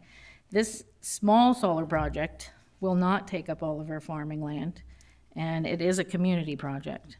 So it's I guess basically what I want to say, it is our farm. We live on it, we own it. We believe we should be able to do with it what we like. We want to farm it, whether we're farming corn or farming solar. So it's a clean energy source for our future generations, but one thing I would like to ask is the restriction, the 2,000-foot restriction, be removed, and maybe downsize the tree buffer, because like this young man explained it does downsize what is available. So I agree with a lot of the people here. I'm glad everyone showed up. Glad I got the chance to speak. So thanks for your patience. Thank you for your comments. Anyone here have any questions for the young lady? Seeing none, I thank you. Thank you. Anybody else here would like to speak?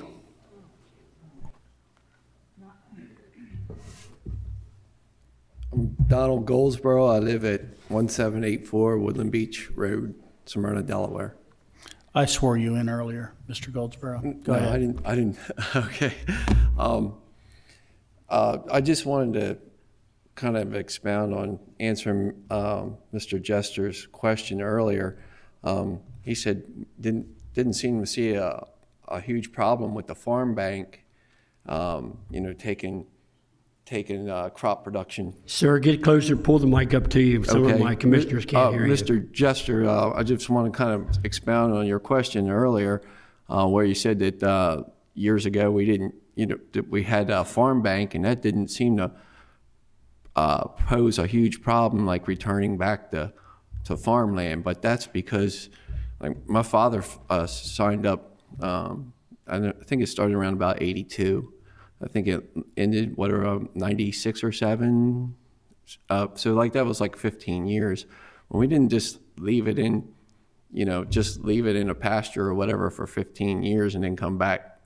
We had to, it was a delicate balancing act of like rotating the crops, like the phosphorus and potash might fall a little bit if you left it in the same spot like 2 years, the nitrogen will fall quite a bit. You better plant it in soybeans before you plant it in corn.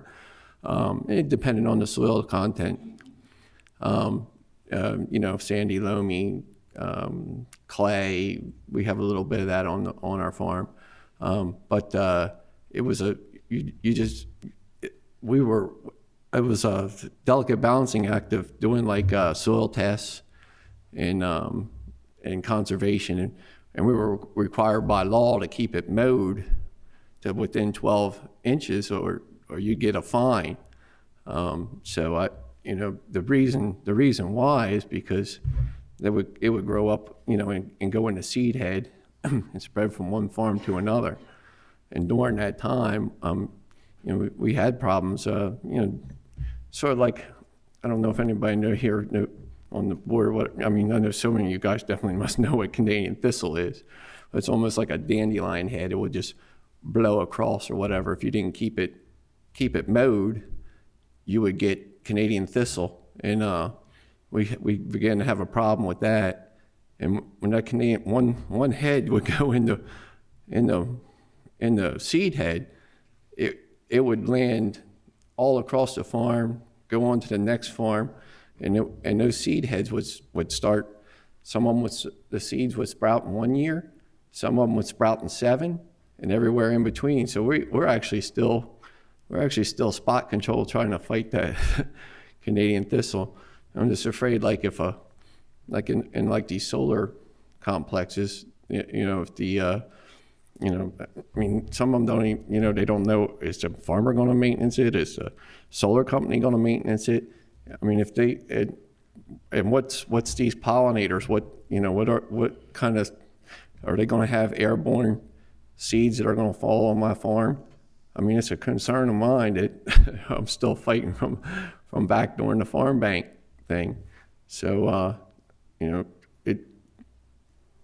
know, being next door, and it could, if seed heads come on my farm, what would happen is, then it would come in the seed on my ditch bank or whatever, and then it would spread to Bobby Moore's farm. It would spread to Raymond Stahecki's farm, the Cranberry farm, the Johnson farm. So it was like a chain reaction. So, you know, it's just something to keep in concern that if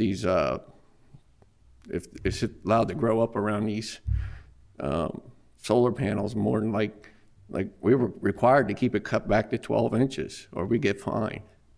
So I just think that may be something that we need to, you know, put like a restriction on the solar complexes, that they would have to at least do what us farmers were required to do.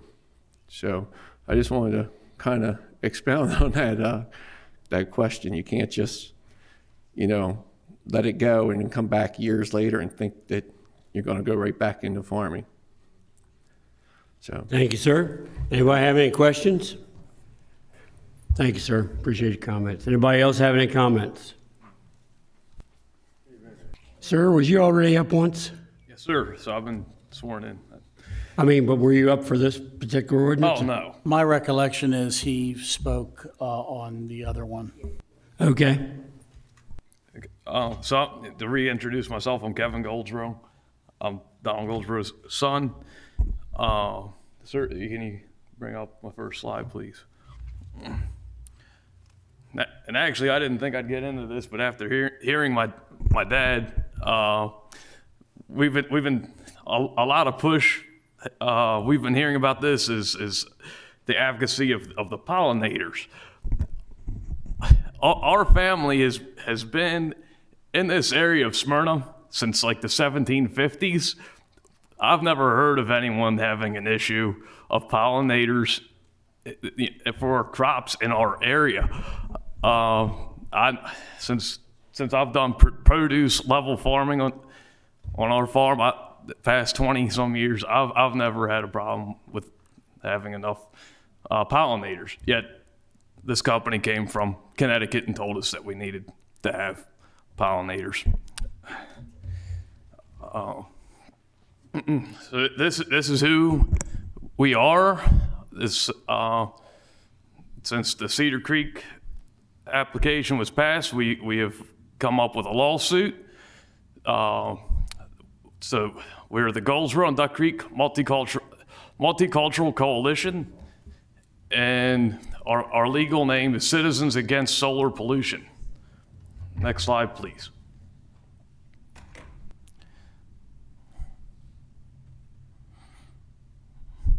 Okay, there's our business card, and there's our posted signs letting people know what's in the area. Because I don't think there had been temporarily a sign posted, but I don't think there's not a sign posted now about the project site that's just been passed at Cedar Creek. So we still have our signs up, letting people in the area know about it. Next slide, please. Okay, so we're not ready for that, but okay. So temporarily, industrial solar has had some wins against agriculture, but please consider that farmers have gone through extreme effort and financial loss in our attempt to preserve this farmland, only to lose more and to have it handed to solar industry. What I don't like is this picking of winners and losers. This is not the free market system. It is communism, and there is communism defined. Communism is a system of government in which the state controls means of production and authoritarians hold power with the intent of establishing how goods are shared, which is what we've been experiencing lately, where authority has determined how electricity is to be distributed without the use of the free market system, determining competitively what the best source of energy actually is. And making matters worse, that there were existing laws protecting ag conservation lands from projects like Cedar Creek from occurring. Hopefully we are all here tonight to divert this kind of activity and seek to preserve all farmland. However, our attorney does believe that our coalition has a significant case for our new lawsuit considering the Cedar Creek project in ag conservation zone because of certain protections that were already afforded concerning ag conservation lands. Next slide, please. Mr. Goldsboro, are you going to address this draft ordinance at some point?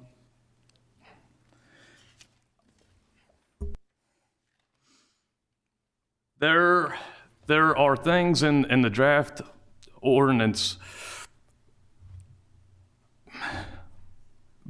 Part of why we come up to the draft ordinance is because of what I think has been ignored leading up to this point, sir.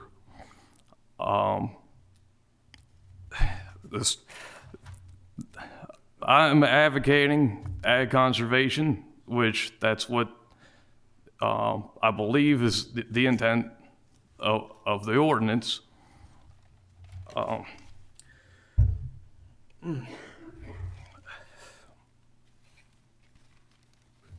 You have and this is a response to a lot of what I've been hearing. They're talking about property rights, what private property owners, what their rights are. I've been hearing that, so I have a lot of response to what I've been hearing about that, sir. Do you have direct comments about the ordinance we're doing, about what's listed in it or what's not in it?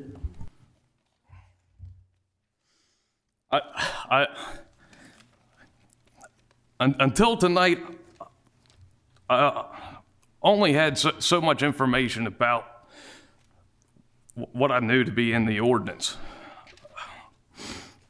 I want to advocate that existing conservation, that the laws be applied, because I've been very personally affected by this, by existing ordinances not having an effect. And I hope that this ordinance has an effect.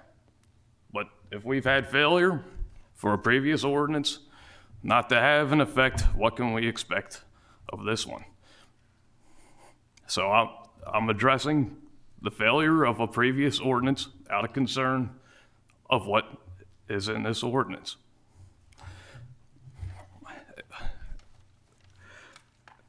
And my next slide was the specific ordinance. You only really have a few minutes left, sir. You're only allowed 5. Remember that? Yes, sir. I will try. Go ahead and synopsis what you want to say. To expedite. Okay. So the ordinance that was ignored, and why I'm afraid I wouldn't want this ordinance to be ignored. I advocate this ordinance. So no more than 30%. So in ordinance 205-51, no more than 23% of each lot in ag conservation district shall be covered by man-made impervious surfaces. In this area of ag conservation, 85% of the land will be covered in solar panels, and taking 100% out of agriculture. So as far as I can see, and there was failure in that ordinance, to be acted on, and so I think it's plausible to have a concern of a future ordinance. I will, yes, sir. I realize there is a time restraint. Yeah, you got a couple minutes left. If you could kind of finalize your comments, we'd appreciate it.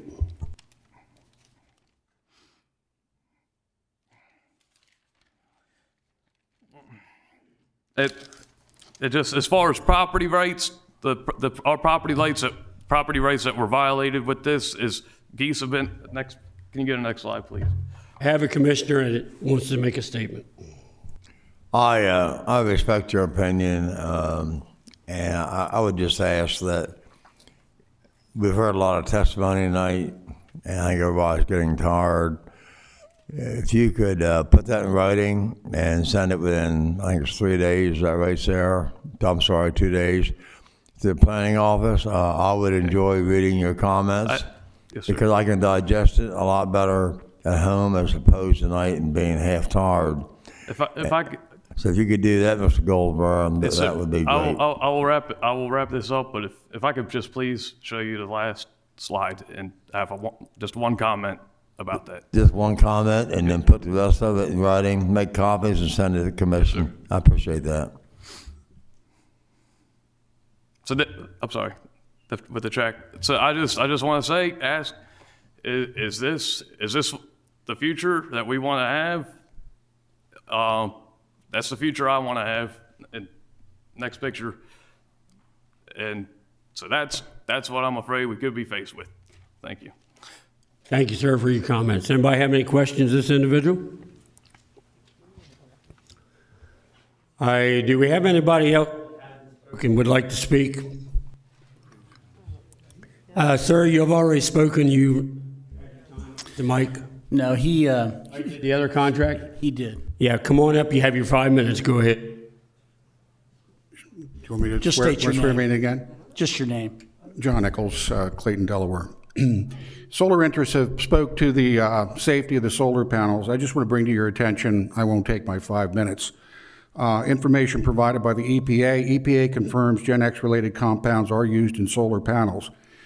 Gen X compounds are so-called forever chemicals. They're PFAs. There are tests ongoing to determine the level of toxicity of these chemicals. So to the solar interests who don't want the soil samples conducted, I refer you to the EPA. You can find numerous articles about it. The one I'm looking at right now is from Carolina Journal, dated 2018, but I'm fairly confident the same conclusions would apply to solar panels put into service today. So please take that into consideration before you choose to eliminate any soil tests that would necessarily be proposed under the ordinance. Thank you very much. Thank you, sir. Anybody else would like to speak? I don't see anybody. So I guess tonight's meeting, we're going to close it, and we'll bring it up again next week. Thank you very much for all attending, and I would ask that if any of you want to make a specific comment that maybe you said at the mic, or you'd like to put it in writing, please get it to the planning office within the next 2 days. And we certainly appreciate every one of yours time and effort. And once again, I apologize for the voice. I'm not quite 100%, but thank you, and we'll meet next week on this ordinance. Adjourn.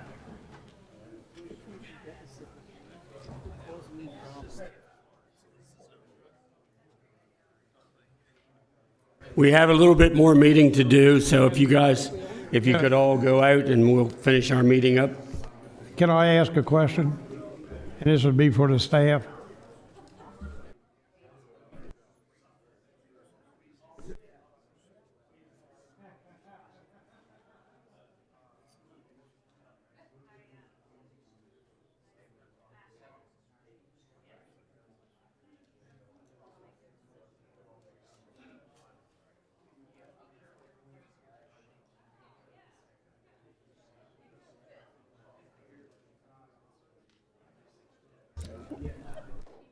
Mr. Mills, you have something to say about this ordinance? I'd like to ask a question for the staff here, and you don't have to answer tonight, but I would like to know, when agricultural land is not taxed as it is in its present condition, but when improvements go on it, it's taxed. So would the solar panels be considered as improvement? And could we get a number of, an idea of what the county would be receiving from, we'll say, a 40-acre panel? You don't have to do that now. It's just a question. We'll see what we can pull from the Department of Assessment. Thanks, sir. I'd also like to request maybe the staff could look up the PSC regulations pertaining to this and hopefully get us copies of that so we can analyze it. I don't know how many things we got for next week, but I don't know how we're going to be able to make this ordinance work. We'll have to see. Now down to public comment. Anybody here have any more comment? Would like to say anything? We're now going to commission comments. Anybody else in the commission have anything they'd like to say? Make a motion to adjourn. That's my comments. Any other business first before we get there? Hearing none, I will then entertain a motion to adjourn. Make a motion to adjourn. Second. I have a motion and a second. Call the commission. Mr. Peterman. Yes. Mr. Servon. Is this a motion to adjourn? Yes. So we're, oh, okay. Yes. Mrs. Carter. Yes. Mr. Galvery. Yes. Thank you. Mr. Mills. Yes. Mr. Davis. Yes. Mr. Jester. Yes and amen.